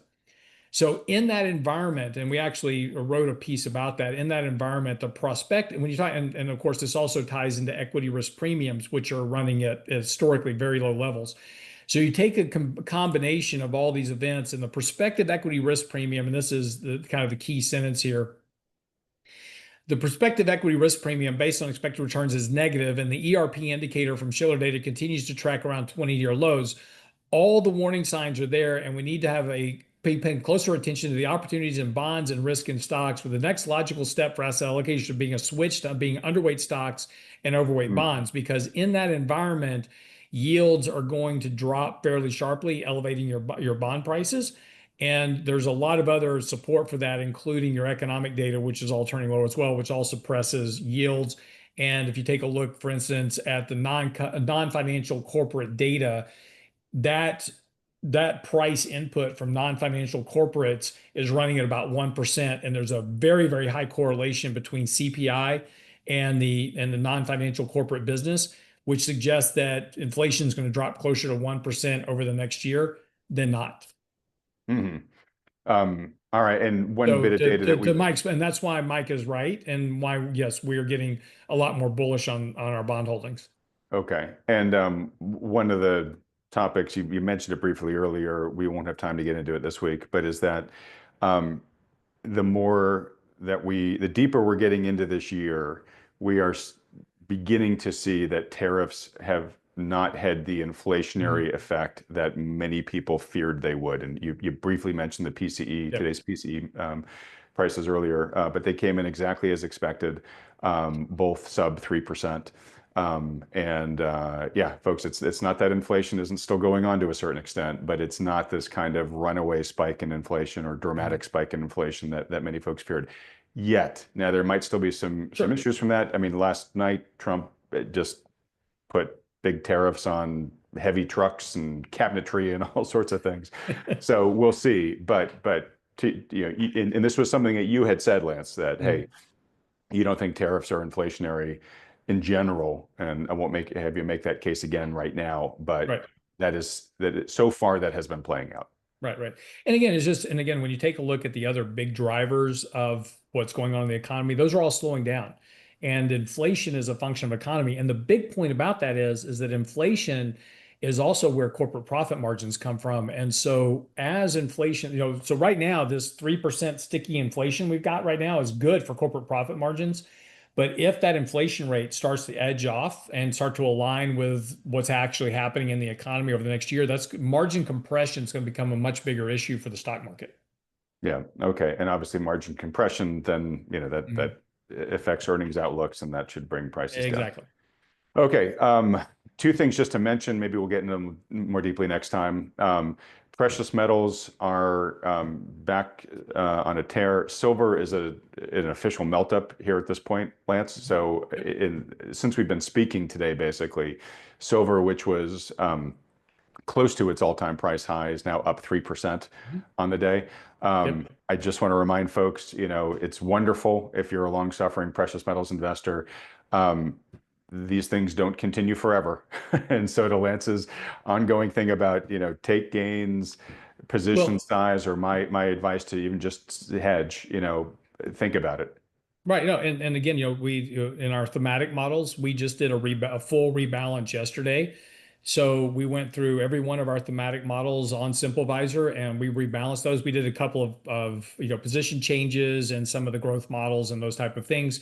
But in the all-weather model, which owns a whole variety of precious metals, owns uranium, gold miners, et cetera, we just went in and rebalanced those back to target, took those gains, kind of rebalanced some of the other holdings in the portfolio as well. But again, just part of that risk management process. Just, we actually did that yesterday. Okay, so you're sticking to your knitting, eating your own dog food. Um, Question for you, Lance, about Mhm. Bitcoin. I've been seeing an increasing number of articles of late talk about how kind of technically Bitcoin's starting to look a little concerning to them.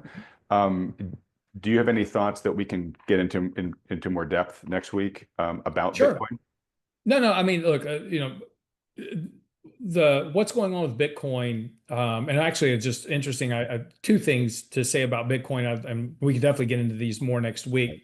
Keep it tight, only because I got a few more Yeah, things to get through, and I know we got to yeah, yeah. get you No, on I'll set. be really fast here. Just a second here. I want to show you this. Um, I posted this chart this morning. So this is Bitcoin in the blue line, and below that is MicroStrategy, and then the 2 times levered MicroStrategy. And what's important is that the MSTU, the 2 times leveraged MicroStrategy, is back to its April lows. So it's down 45% since April. So two things from this is that this is the understanding of lessons about leverage in markets, particularly with Mhm. ETFs and how the option roll occurs and why you should not invest in leveraged ETFs. Bitcoin's not down nearly as much as these two, but people chasing those type of levered returns, it can become problematic in a stable environment. So, Bitcoin's not really going up or down. It's been basically about a 25% gain for the last several months. Everything else is getting crushed because of that time decay of premium. So again, be careful if you're long Bitcoin, particularly leveraged Bitcoin. Now, just from the function of Bitcoin itself, Bitcoin is a highly correlated risk on asset. And one of the things that has been kind of happening as of late is that downturn in Bitcoin that I just kind of showed you over the last couple of weeks has kind of been preceding this downturn in stock. So, again, if that continues to melt down, I shouldn't say melt down, that's not a correct term. If Bitcoin continues to decline, if we begin to see that kind of risk off move out of Bitcoin, that's going to feed over into other risk assets as well, particularly in the stock market. Okay. All right. Well, look, to the extent you've got more you want to say about that, let's Sure. earmark it for next week. Yep. Let me also flag for folks too, the next 2 weeks, Lance and I are going to be recording on Thursdays, just for schedule requirements on both of our ends. So, we'll do our best to give you as much of the market's action, even though we'll be missing a day of it. But hopefully Yeah, we'll. and actually, my wife's next chemotherapy treatment is next Friday, so Mike is going to be with you on Thursday. Okay, great. All right. So Yeah. we'll have Leibowitz back even sooner. Yep. All right. And trades, Lance. Any notable trades this week? No, just rebalancing right now. So Rebalancing? we rebalance. So in all of our thematic here, I'll just kind of show you what this looks like real quick. So in all of our thematic portfolios on SimpleVisor, we have gone through and done a full rebalance as of yesterday. So we went into the AI model, a couple of significant changes that we made. In the crypto model, as an example, we owned two Bitcoin ETFs. We swapped one of those yesterday for an Ethereum ETF. So we now have the iShares Bitcoin ETF Trust and we have the iShares Ethereum Trust. So again, we did make that swap yesterday. In the growth focused equity portfolio, we did add a couple. We did a couple of swaps, mostly just a rebalance in that portfolio. And then in the small and mid cap stocks, we took profits in Bloom Energy, Kratos Defense, AHR Systems, which were up 60-70%. We did take profits in those, and just kind of rebalance those all back to target. So nothing major going on, just a simple process. It's quarter end, doing a little bit of rebalancing. We did do, like I said, we did a couple equity swaps here and there just to kind of balance the portfolio a little bit better. This coming week, we're going to do the core models. So in the core models, we'll do a rebalance probably either, probably in the first 2 or 3 days of next week, we'll do a rebalance in our core models of the equity, the ETF portfolio, and the dividend equity focused portfolio. Okay. And I remember a couple of weeks ago you were saying that you had a list of Mhm. stocks that you were looking, that you were waiting for them to get into a territory where you felt like you'd get better entry points. I Yep. don't get the sense that you've hit those entry points yet on those. We did do a couple yesterday, just kind of small position sizes. Like I bought a little bit of Applied Digital Corporation yesterday in the small and mid cap stock portfolio. It's about half a position of what it's going to be. So I'm hoping it declines more. I'm hoping it gives me another leg down here so I can buy the other half of it. Again, it's hard with some of these stocks to try to wait for the exact opportunity. So just trying to step in and do a little Yep. bit of dollar cost averaging into these. Okay. All right. Well, look, in wrapping up here, Lance, we don't have a ton of time for a rant, and I want to do something positive. So I've got a little quick feel-good message, and I'm sure, given your background, you'll have something to add on to it.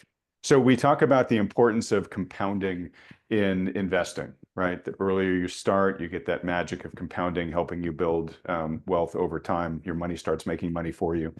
But that also applies to life. So, kind of back to Lance's advice there about how you get started, right? And you just start grinding things out, and yeah, you're going to fail a bunch of times, but you're going to learn, and your learning is going to compound. Some bad things will happen to you, but also some good things will happen to you, and the benefits of those will start to compound over time. So the message here is just that compounding works in real life as well.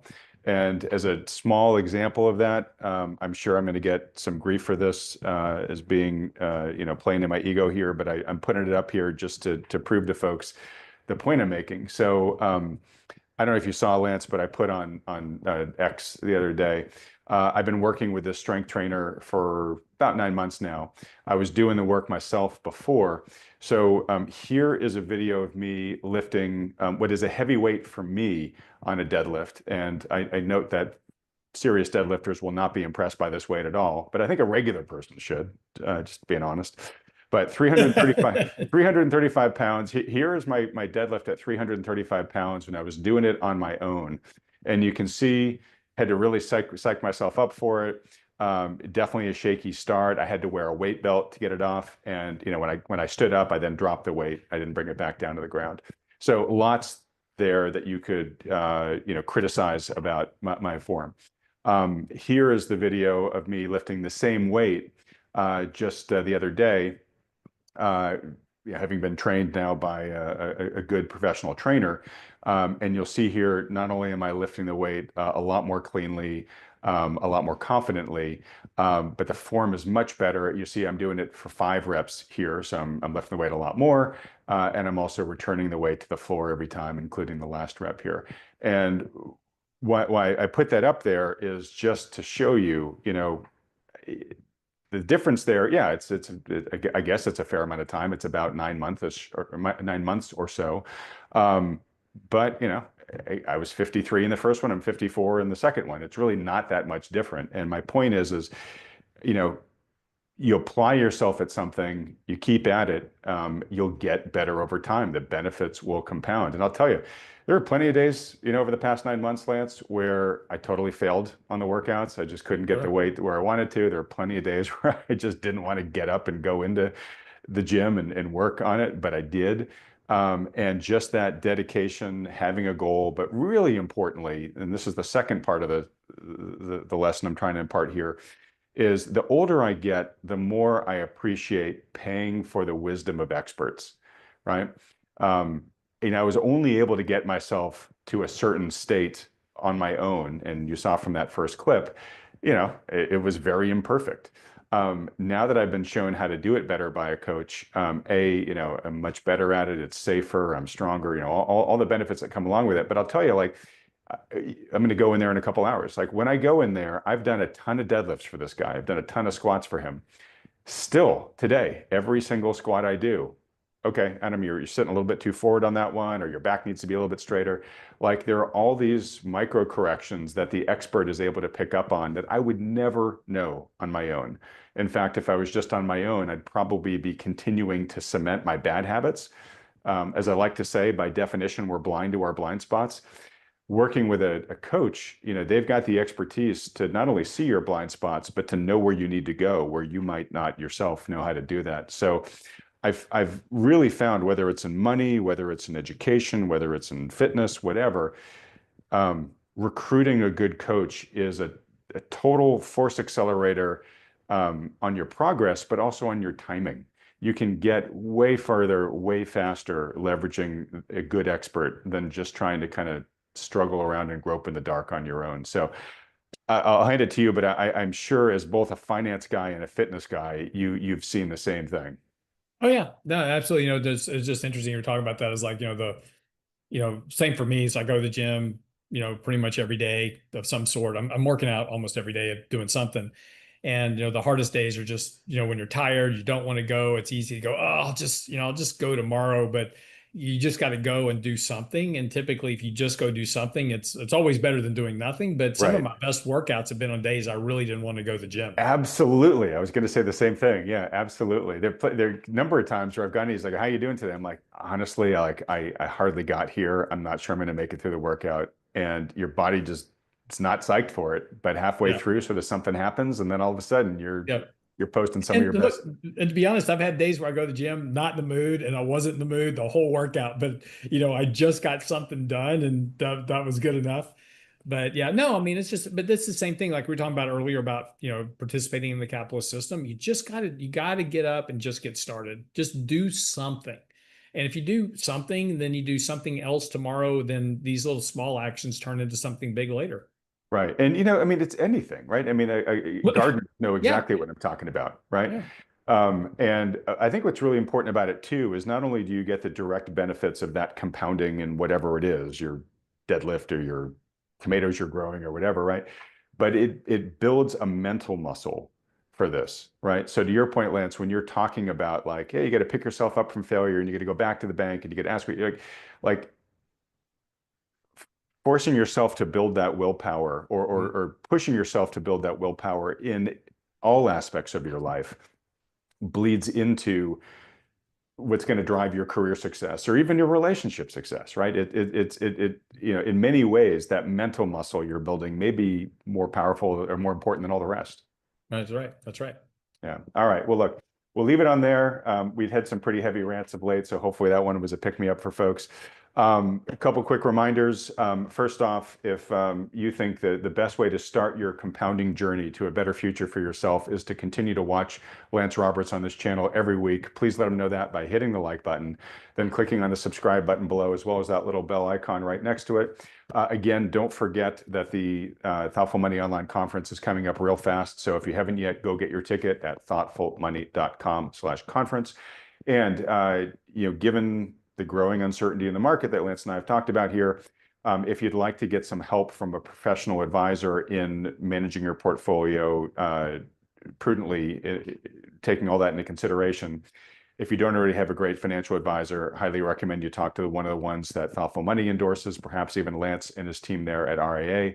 To do that, just fill out the short form at thoughtfulmoney.com, and the firms will be in touch with you right away. Lance, my friend, another great week. Hope all's going well in your life with your family. And I look forward to seeing you when you're back in, what, 2 weeks? Well, yeah, no, I will see. Yeah, I'll be back here. So we're going to record on Thursday for the next 2 weeks. So Mike will be here next week. And then the following Thursday, I'll be back with you. Okay. All right. Well, look, buddy, have a good time in the interim, and everybody else, thanks so much for watching.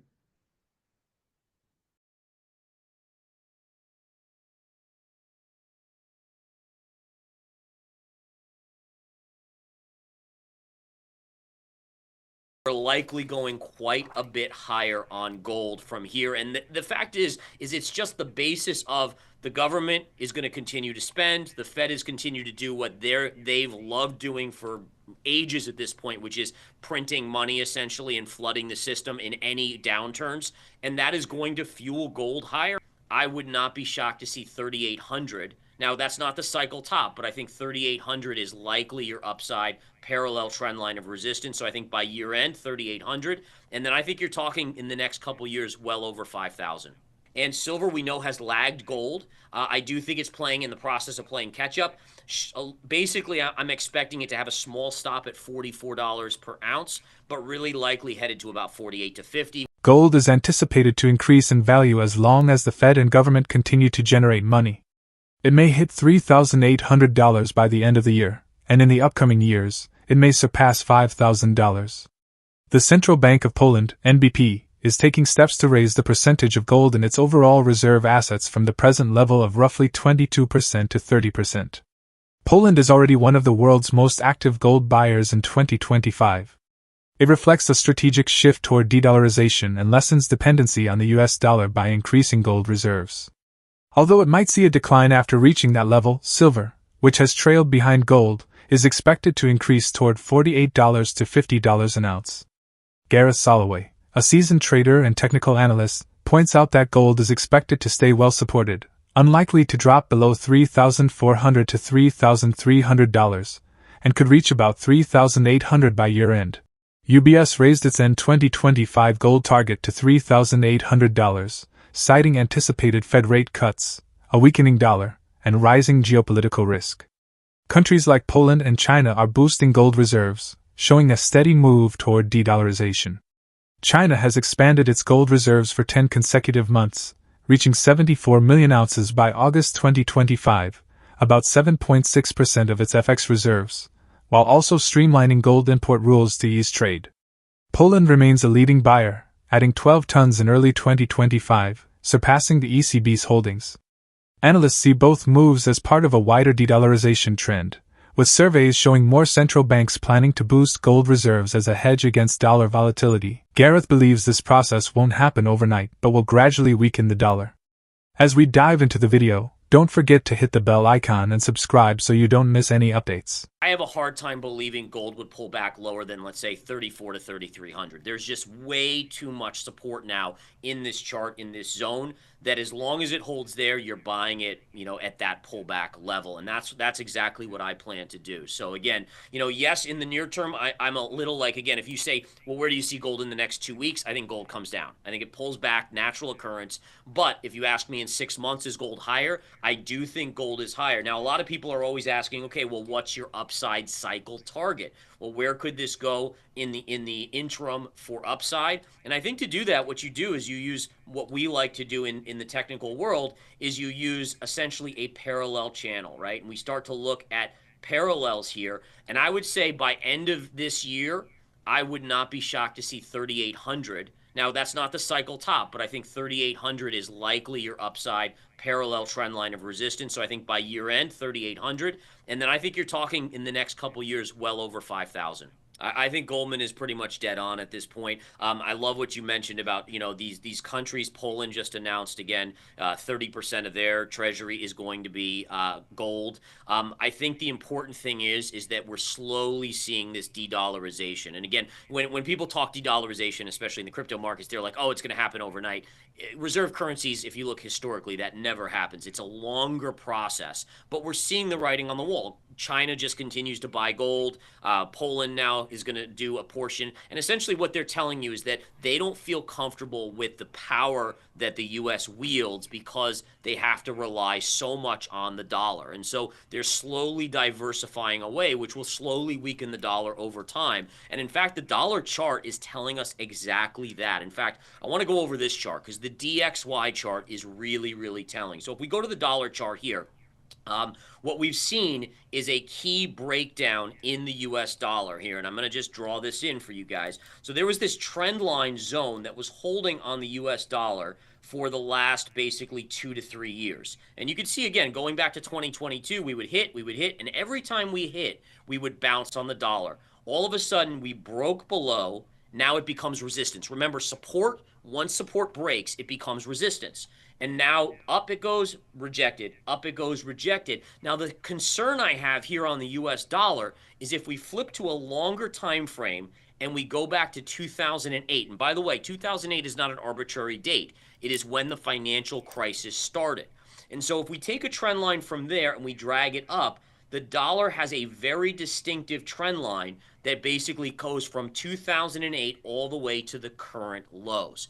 My point being, if the dollar breaks this level around 96 to 95, that would be a major technical chart breakdown. And I would say, listen, again, I want to be clear. It doesn't mean it's going to collapse overnight, but I would actually think the dollar would head within the next, let's say, 5 years down to 70 on the DXY. And 70, I mean, that would be shocking to see for all of us. Gareth highlights that gold and stocks have both been hitting new highs, but history suggests this won't last. Gold is likely to hold up better thanks to dollar weakness, central bank buying, and investor demand, while the stock market could eventually give way. Silver has broken out of a long wedge pattern and is catching up to gold, with potential to reach $48 to $50 per ounce before facing strong resistance. If it consolidates at that level, it could set up for a bigger move higher, but a sharp reversal would be bearish. On the macro side, silver is supported by rising demand from industries like combustion engines and by sovereign funds diversifying beyond gold to avoid over-reliance on a single asset. Let's recall the interview. So I think the big macro signal is this, right, is you have two scenarios. So number one, the stock market and gold have been making new all-time highs consistently together. That does not last. If you look historically, it can last for short periods of time, but it's telling you one of them is not going to last. And in this case, I believe gold, while it might have small pullbacks, gold is going to be the one that is going to outlast, whether it's weakness in the dollar, whether it's the labor market and people running for the safety, whether it's global central banks that continue to buy gold, or these countries that are going to continue to buy gold. Gold is becoming that place to go, along with Bitcoin to a much lesser extent, where money is flowing. And again, if that's going in that direction, that's not good for the stock market overall. So that's a big one that I'm following. And again, keep this in mind. Watch for a break of trend from either gold or the gold or the market. And I do think the stock market will give way as the data continues to weaken here. You to like silver here, you can see you had this beautiful wedge pattern right here. And again, this wedge pattern, look at this trend line, how every time going back to 2023, every time it hit, it pulled back, and then pulled back recently in 2025 twice.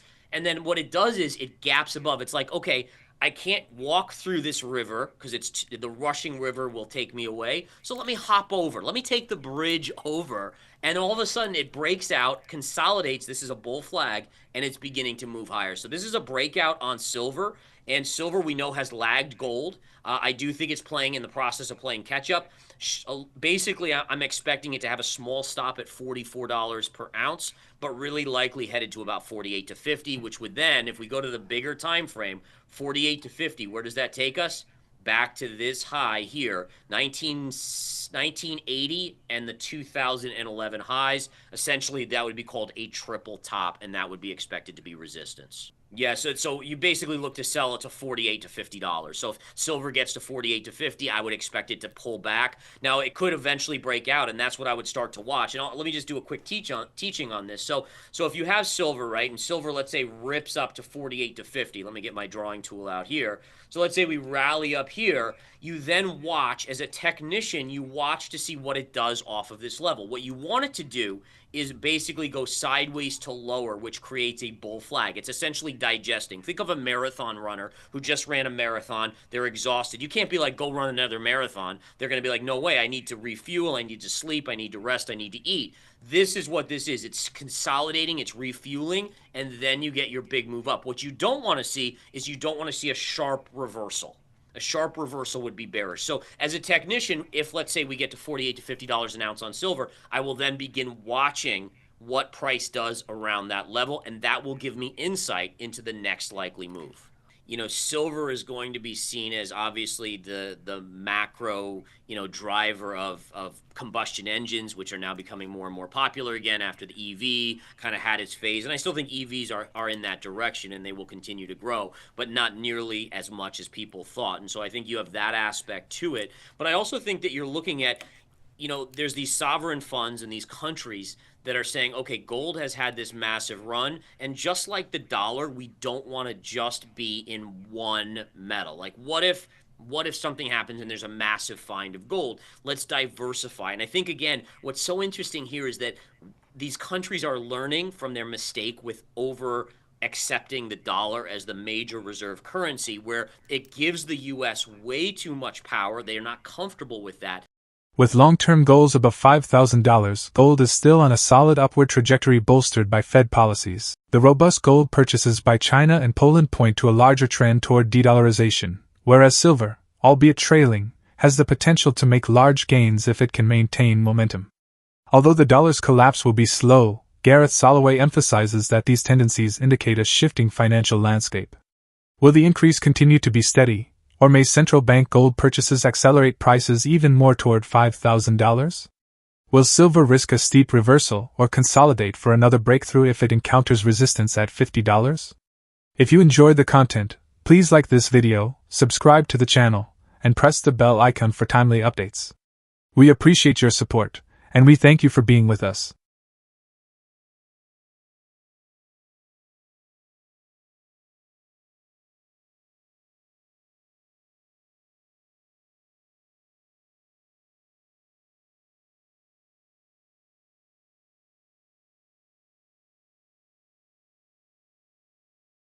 We are at the end of a major monetary era, and this one is so big that it's going to end, sadly, a catastrophe for the world. This is why we went into gold investments for ourselves and for our clients at the beginning of this century, and we never changed our mind, and we're, as you know, only in physical gold and helping people around the world. The way that Modi, who had been playing a two-step dance with Trump and with Russia and China, has now gone into a quick step right into the hands of Putin and Xi. But isn't that telling us that, this is the end for the West, the end for the United States? Obviously, the EU will follow also. What will emerge is that China is going to stand firm on tariff and trade issues. We are at the end of a major monetary era that will end in global catastrophe, which is why they've stayed invested only in physical gold since the early 2000s. At the recent SCO summit, warmer ties between Modi, Xi, and Putin signaled India's shift toward balancing U.S. pressure, especially after friction over Russian oil tariffs. Analysts warn that U.S. deficits, trade wars, and eroding trust in the dollar could make capital controls increasingly plausible, with scope even warning of a potential U.S. downgrade. While there's little hard evidence of large-scale U.S. capital flight into Switzerland or gold, uncertainty is fueling concern that the dollar-centered monetary order is weakening as a multipolar world emerges. Key risks ahead include potential U.S. regulatory moves on capital flows, further rating downgrades, and rising demand for safe haven assets like gold as geopolitical and financial pressures intensify. The speaker, Egon Vaughan, the founder of Matterhorn Asset Management in Switzerland, in a crosstalk with Simon Hunt, is an independent strategist and consultant, warns that capital controls are coming to the U.S., with the dollar and financial system under attack. There are signs that confidence in the dollar is weakening. Investors are reacting to U.S. trade's tariff policies, rising debt, and political uncertainty, which in turn is leading to discussions about de-dollarization, diversification, and concern about the dollar's future role as the world's reserve currency. Figures like Robert Kiyosaki are warning of a looming central bank crisis. Egon and Simon suggest investing in gold, silver, and even Bitcoin, though often with caveats, as hedges against fiat collapse. Elevated inflation and weak growth plus geopolitical tensions are pushing institutional and private investors towards inflation hedges, gold, silver, real assets. Some analyses point out that usual safe assets, bonds, cash, may offer lower protection in this environment. Egon warns today's risks include banking crises, collapsing currencies, and rising social unrest, especially in the US. As we dive into the video, don't forget to hit the bell icon and subscribe so you don't miss any updates. I'm absolutely convinced that we will have capital. There will be capital controls in the US also. Dollar will be under attack. The financial system will be under attack. People want to transfer money out of dollars now are actually doing it now already. And we're seeing it. Americans reports about, especially the big banks in America, looking after wealthy families and individuals, that they're transferring a lot of money into Switzerland and also into gold, of course. There are not many places to flee to, are there? No. You got where you are in Uruguay. Yeah. Sorry, in Dubai, I mean. Uruguay is another one. From my point of view, I think Dubai is obviously fantastic now, but, it is next to the Strait of Hormuz. It can't be nearer than it is. It's so near. And, there has always throughout history and even throughout my lifetime been major conflicts in the Middle East. And, of course, then Dubai will be exposed also. For quite a while, part of my long-term forecast, I clearly saw at the end of the 90s already, and this is why I decided that we need to protect ourselves. You never know when it's going to happen exactly, and that's why we said, this is going to come. The end of a monetary era is coming. That's absolutely clear in my mind. Of course, we will have ups and downs. We will have stock market bubbles. We will have crashes. But, one thing I've learned that to forecast price is a mug's game, and it serves very little purpose. Equities is even a bigger mug's game. Yeah. And therefore, what I'm more interested is in risk and in direction of the economy and therefore of markets also. And to me, already from the end of the 90s, I decided that the risk is absolutely at a maximum already, and it's going to accelerate and get worse. And therefore, you needed protection. And protection, of course, my point of view was there's only one asset that has survived throughout history and maintained its value, and that's nature's money, which is gold. All other currencies, as we know, have gone to zero. It's so easy. If you want to protect your assets, your old nature's money, and you know that at least, as it has been the case for thousands of years, you maintain your purchasing power. You might not always make a lot of money, but now when we've entered an era where governments are accelerating the money printing because the deficits is also accelerating, and now it's such an easy decision. I think this is the easiest investment decision I've made in my life. So, we recommended up to 50% in gold 25 years ago. And now I would recommend 100%, or we recommend maybe 25, 30% in silver. It's obviously putting all your eggs in one basket. But, it's like Rockefeller said, put all your eggs in one basket and look after the basket. and I can't remember the name of the old Italian family, but there was a story of how they retained their wealth going back centuries. When wars came, they left with their gold and their art. They had title to the lands, and when the wars ended, they came back and they retained their wealth. Yes, I think we are in that era now. Of course, everybody isn't wealthy and has art. Or in Venezuela, let's say, 25 years ago, if they bought gold then, the dollar was about par with the Venezuelan bolivar. Now, of course, currency is destroyed, the country is destroyed. And if they bought just a little fraction of an ounce of gold in those days, I mean, they would have saved them later. And the same today. People don't need to buy kilos or tons of silver or gold. They can just buy a small ounce, because I see now, I mean, this is going to accelerate. Currencies have gone down by 99% in real terms, in gold terms, since 71. It's just 1% to go. But that 1% is 100% from now. And that we are going to experience in the next few years, in my view. How fast it goes, it doesn't matter, really. Protection is more important than, as I said, forecasting the timing. You were talking about cycles of markets going up for a while and then going down. Yes, you're obviously into shorter cycles. In my world, we don't worry about that. We worry about protecting the risk that you have today. And there's so many black swans hanging above us. US banking system, for example. Civil unrest in America. We haven't talked about America. We talk about Europe. It's the same in America. I see civil unrest in a major way in America. It's already there. People are helping themselves, for example, taking or stealing any goods they want in shops. It's not just in America, happening in the UK also. Just walking in, hundreds of people walking into a shop, filling the bag, and they can steal up to whatever it is, $1,000. That's not a crime. And we are already into lawless society, and America will be very high on that scale of lawlessness, in my view. Egon and Simon argue we are nearing the end of the monetary era, with the dollar, euro, and pound all in a race to the bottom. Forecasting gold in collapsing currencies is meaningless, only weight matters. The U.S. banking and financial system, built on endless debt and self-financed deficits, cannot survive, and capital controls are likely both in Europe and the U.S. safe havens like Switzerland. Dubai may offer some protection, but risks are everywhere. The bigger picture is the clash between the old US-led unipolar order and the rising multipolar world. This transition could end in war, or in financial collapse triggering political and military breakdowns, likely around 2028. The only real safeguard, they stress, is holding physical gold and silver as protection rather than speculation. Now let's dive into the interview. Trump is moving the reservists into Washington, Yes. Chicago, etc., etc. You talk about capital controls in Europe. I see exactly the same in the US. From my point of view, it's a waste of time trying to forecast which currency reaches the bottom first. There's no...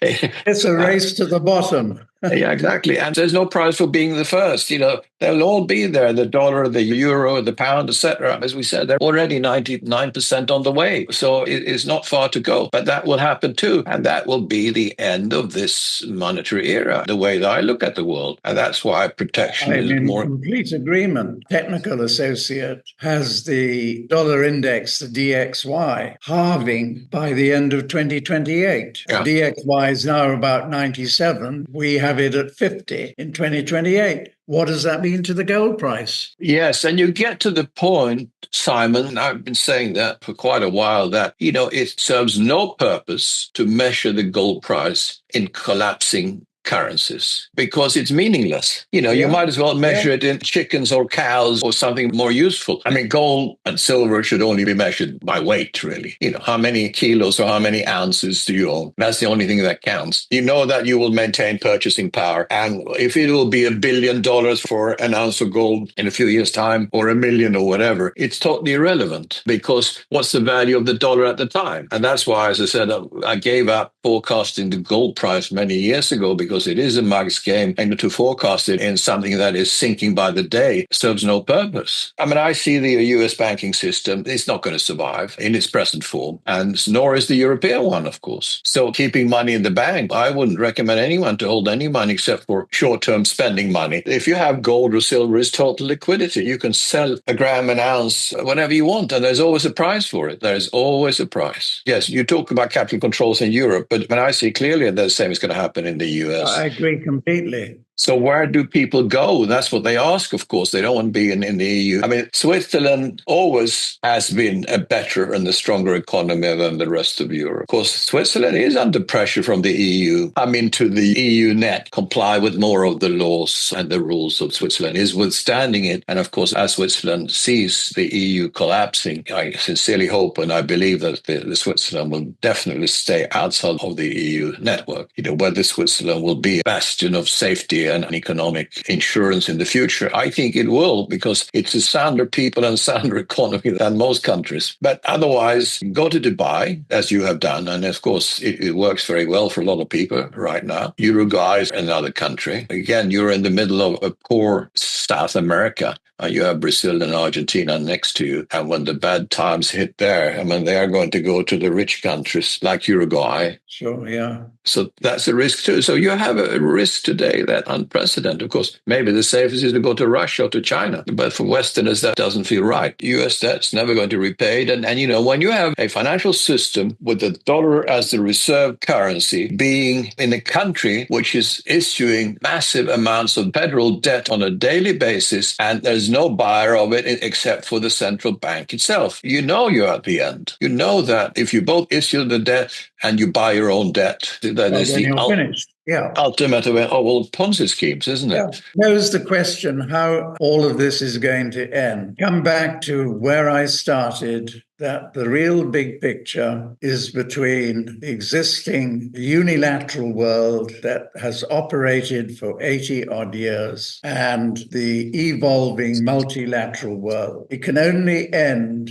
in one of two ways. Either that the unilateral world, i.e. America, accepts that we are evolving into a multilateral world and therefore joins it. That's, under current conditions, is highly unlikely. Only other option is it's going to be war. Isn't there a third option? America doesn't have to accept the dollar-based system and the reserve currency. It collapses. The financial system in the US collapses. The banking system collapses. Whatever desperate action they take with the whole Trump family now going into Bitcoin or cryptocurrencies and believe that that's going to be the savior of everything. That's not going to happen. In my view, cryptocurrencies are a bubble too, highly leveraged. And therefore, isn't there that third risk? I think that's a major risk, that it's actually led by the financial system collapsing in the West, probably in the US first, but it could be France or the UK starting. It doesn't matter why the trigger comes. Isn't that a very high risk to this system also? Yes, it is. But the multilateral world and the unilateral world is not just a financial one, it's a political one too. And that's why I think there are only the two big options. Now, you actually given the trigger as to how this war between the two types of world will end by saying, rightly so, that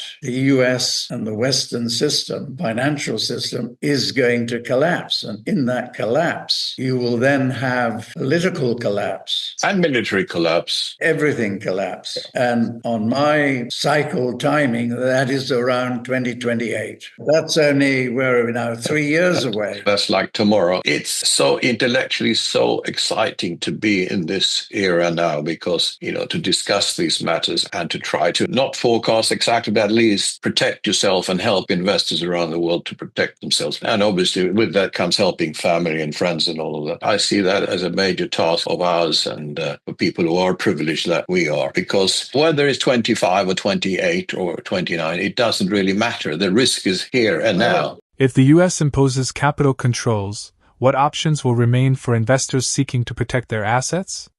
Could gold and silver alone provide enough protection in a scenario of systemic collapse, or should investors also diversify into other real assets?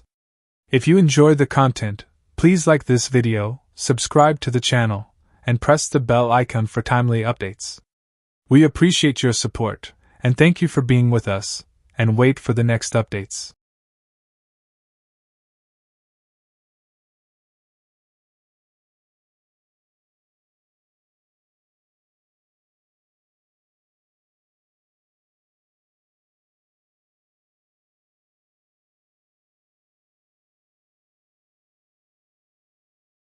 Gold's $3,653 an ounce.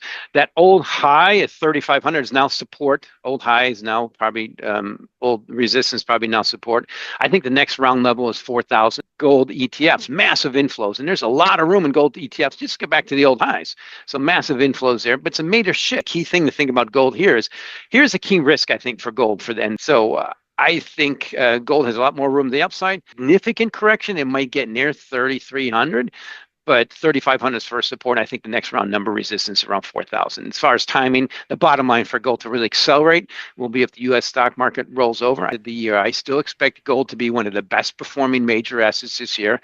Gold is holding around $3,653 an ounce, with $3,500 as key support and $4,000 as the next resistance.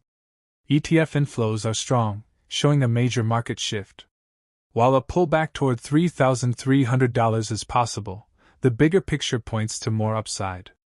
A sharp rally is likely if the U.S. stock market weakens, and gold is still expected to be one of the year's top-performing assets. Bank of America and J.P. Morgan expect gold to surpass $4,000 per ounce by Q2 2026, supported by strong demand and macroeconomic factors. Mike McGlone is a seasoned senior commodity strategist at Bloomberg Intelligence. He explains that gold is driving the broader precious metals rally, with silver and platinum also benefiting. Gold is up about 40 to 45% this year, pushing ETF inflows to their highest since 2023 after years of outflows, while central bank buying remains strong. The $3,500 level has become key support. Goldman Sachs warns that gold's price could increase dramatically if the Trump administration's attack on the independence of the U.S. Federal Reserve is successful. Ray Dalio has warned that U.S. markets are risking a hard attack due to massive debt burdens. He suggests gold be used as a protective asset, advising 10 to 15% portfolio allocations because gold tends to hold value when other asset classes falter. Risks include geopolitical shocks, U.S. stock market strength, and high interest rates, but gold appears to be anticipating a reversal in equities. A significant stock market downturn could trigger the next big surge, with support around $3,500 and potential corrections toward $3,300. As we start the video, don't forget to hit the bell icon and subscribe so you don't miss any updates. We value your opinions. They're all basically going up on the back of gold. Good example is silver. Silver and gold are both up about 45% on a one-year basis. Yet silver is known as the devil's metal for a reason. It's leveraged gold. It typically trades 2 times the volatility. On a risk-adjusted basis, it should be up 90%, but that's what's happening. Gold's pulling everything along with it, particularly platinum. In May, I think that gold-platinum ratio reached the highest ever, and platinum just kind of catching up as we're seeing that response of buying. So everything's bottom line because of gold and because central banks are buying gold, and now ETF buyers are significant buyers of gold. The ETF total inflows have jumped up today as we speak on September 10th to the highest since 2023. It just got above that high from there then, and that's after 4 years outflows. There's a significant inflows into gold, central banks buying, and then everything I think about gold is just nothing but bullish. Obviously, that's kind of the fear when it's nothing but bullish. What stops it? And the way I like to phrase it is every time Mr. Trump speaks, gold smiles. And then, of course, there's those geopolitical things happening with wars escalating. I'm very concerned. So for now, as we speak, it's up 40% in the year about. The last time was up more than that was 1979. CPI was running 10%. Now it's below 3%. So the key thing I want to end with, Ivan, is how we end this year. Right now, gold signaling there's major cracks in the global financial system, potentially major cracks in rapidly advancing risk assets. And I'm hoping we can get through this year without stock market volatility picking up just a little bit like it usually does. Yeah. And I think gold's anticipating that we're going to have some normal volatility pickup in the stock market. It can be very dicey. It's difficult, but I think as far as, first put some numbers on it. As we speak, it's gold's $3,653 an ounce. That old high at 3,500 is now support. Old high is now probably old resistance, probably now support. I think the next round level is 4,000. How much higher it goes, I don't know. But yeah, bull markets get stretched, and sure, it's getting stretched. But the key thing is, I just checked last week, is you check for what's happening with the underlying market. First of all, what's happening with future speculators. Hedge funds are not way overweight long like they've been in the past, right? They're around 33% of total open interest. They've been as high as 45% of total interest net long. These are managed money net positions. And if you combine with gold ETFs, massive inflows, and there's a lot of room in gold ETFs. Just get back to the old highs. So massive inflows there, but it's a major shift. So I look at it as a pretty enduring bull market. If I were to buy it here, it'll go down 10%. That's just the way my life works. But I think as far as responsive investors, it's a bull market. I don't give investment advice, but I think the key thing to think about gold here is, here's a key risk, I think, for gold for the end of this year. Some significant détente out of Russia, Ukraine, potentially in the Middle East. The U.S. stock market stay on a tear, has to stay on a tear, because it's a competition for gold. That's why we've had 4 years of outflows, stock market on a tear. Why buy the rock when stock's on a tear? And high U.S. interest rates. And to me, this is what gold's anticipating, is a potential reversion in that very expensive U.S. stock market. The VIX right now, as we speak, is 14.66. The average for the year is 20. And it actually has been going higher. It's just very low right now because we're still somewhat in a summer doldrum period. So I think gold has a lot more room to the upside. I don't think it, on a significant correction, it might get near 3,300, but 3,500 is first support. I think the next round number resistance around 4,000. As far as timing, the bottom line for gold to really accelerate will be if the U.S. stock market rolls over. I should say when, because it's just when. I just hope it's in my lifetime. I think it's going to start this year. And that'll kick in the deflationary forces that you're seeing in China. And potentially maybe in Germany and a lot of the rest of the world's cutting rates because they see what's coming. Mike McGlone expects gold to remain one of the best performing assets this year, though their call on treasuries has been wrong. Deutsche Bank analysts say margin debt has surged, and the current stock market environment shows parallels with the bubbles of 1999 and 2007. They warn that optimism may persist, but that a sharp correction could be coming. A banking research report emphasized that gold has crushed stocks, bonds, and even Bitcoin this year, suggesting that more investors are turning to gold as traditional risk assets look stretched. Mike McGlone predicts that signs of a recession are building as unemployment edges up, job growth slows, and payrolls are revised down. Global pressures, particularly deflation from China, add to risks. The U.S. stock market is historically expensive, and any reversal could spark volatility. Gold's strength signals cracks in the system, while long bonds may eventually become the next big trade if deflation takes hold. Let's shift our attention towards the interview. The bottom line is no one wants to see the downturn. I'll start out with how I started the year. I still expect gold to be one of the best performing major assets this year. That's been working, knock on wood, and you got one right. And I fully expect Treasury bonds to be one of the best performing assets this year. I've been completely wrong there. This is from a guy who started in the Treasury bond pit in 1988. I thought I knew that market well. So nothing like markets to humble you. I've been wrong on Treasuries for 2 years. So I think what's going to happen, my fully anticipate, we're at the stage now. I've seen this. It's worse than it was in 99 and 2007 when stock markets go up and makes everybody get involved, and you have to keep, it's a pile-on factor. And I think at some point when it goes down, it's going to go down real fast initially, and then maybe stabilize because they're so overdue for just hitting some stops like copper did. Copper dropped 20% in a few hours because it got too expensive for silly reasons, and then just runs through things. So I'm afraid the stock market's going to do that. I don't know what the trigger is going to be, but there's certain times you're supposed to be selling when they're yelling. There's this massive yelling in the market, particularly in cryptos, which I see the most froth. And I just been pointing out that Bitcoin to gold ratio has been flat for 4 years. S&P 500 total return has been flat versus gold. It's been unchanged versus gold for 8 years. The Bloomberg Galaxy Crypto Index has been unchanged versus gold for about 8 years. And gold beats everything. If the rock's beating these assets, there's an indication that you probably should be overweight the rock and underweight highly volatile speculative risk assets that are most expensive by some measures in history. Well, inflation was much higher in 2007 and early 8 when the Fed started cutting rates because of cracks in the financial system. The bottom line is unemployment rate is ticking higher, jobs are ticking lower, and all measures, not just the government data, which is somewhat dicey now. because of what Trump did by firing the BLS leader. But ADP data is negative. Employment claims from the states are all tilting downward. So I think that's part of the recession that's kicking in. Now, of course, we've had this significant downward revisions in payrolls, and people have heard this from people like me before. That I was looking for a recession. My economics team was thinking next recession almost 2 years ago. It didn't happen. It's the delayed reaction that I'm most concerned about, particularly as we have a major discombobulating force, most in my lifetime, of Mr. Trump hitting hard on tariffs in the rest of the world. I mean, this has shifted the post-World War II order. So the rest of the world's seeing that, particularly in China. And you started with yields, and right now as we speak, that 10-year note yield's at 4.06%. The high was around 4.80 on the year. Just a week ago, the high in the 10 and 30-year was 5%.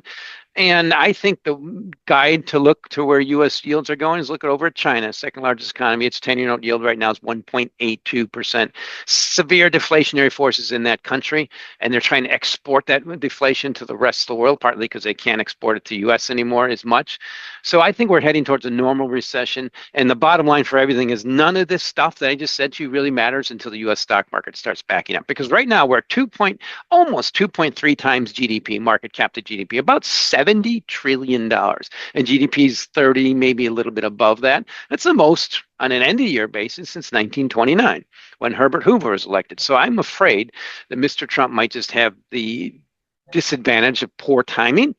The stock market's so expensive. We're looking for normal reversions there. And I've seen the indications from gold, certainly gold outperforming most risk assets like Bitcoin and the stock market. And I think the next big trade will be indicative of is what gold's anticipating, normal deflation. I said deflation from inflation, which is normal. And that's why I think U.S. long bonds might end up being some of the next big trade. The bottom line for that is U.S. stock market has to go down a little bit, volatility pick up. And I'm prepared to get stopped out on that call by the end of the year if that doesn't happen. Could a sharp downturn in U.S. equities be the catalyst that drives gold decisively above $4,000? With central banks steadily buying, how much higher can gold's floor realistically rise in the coming years? If you enjoyed the content, please like this video, subscribe to the channel, and press the bell icon for timely updates. We appreciate your support, and thank you for being with us, and wait for the next updates.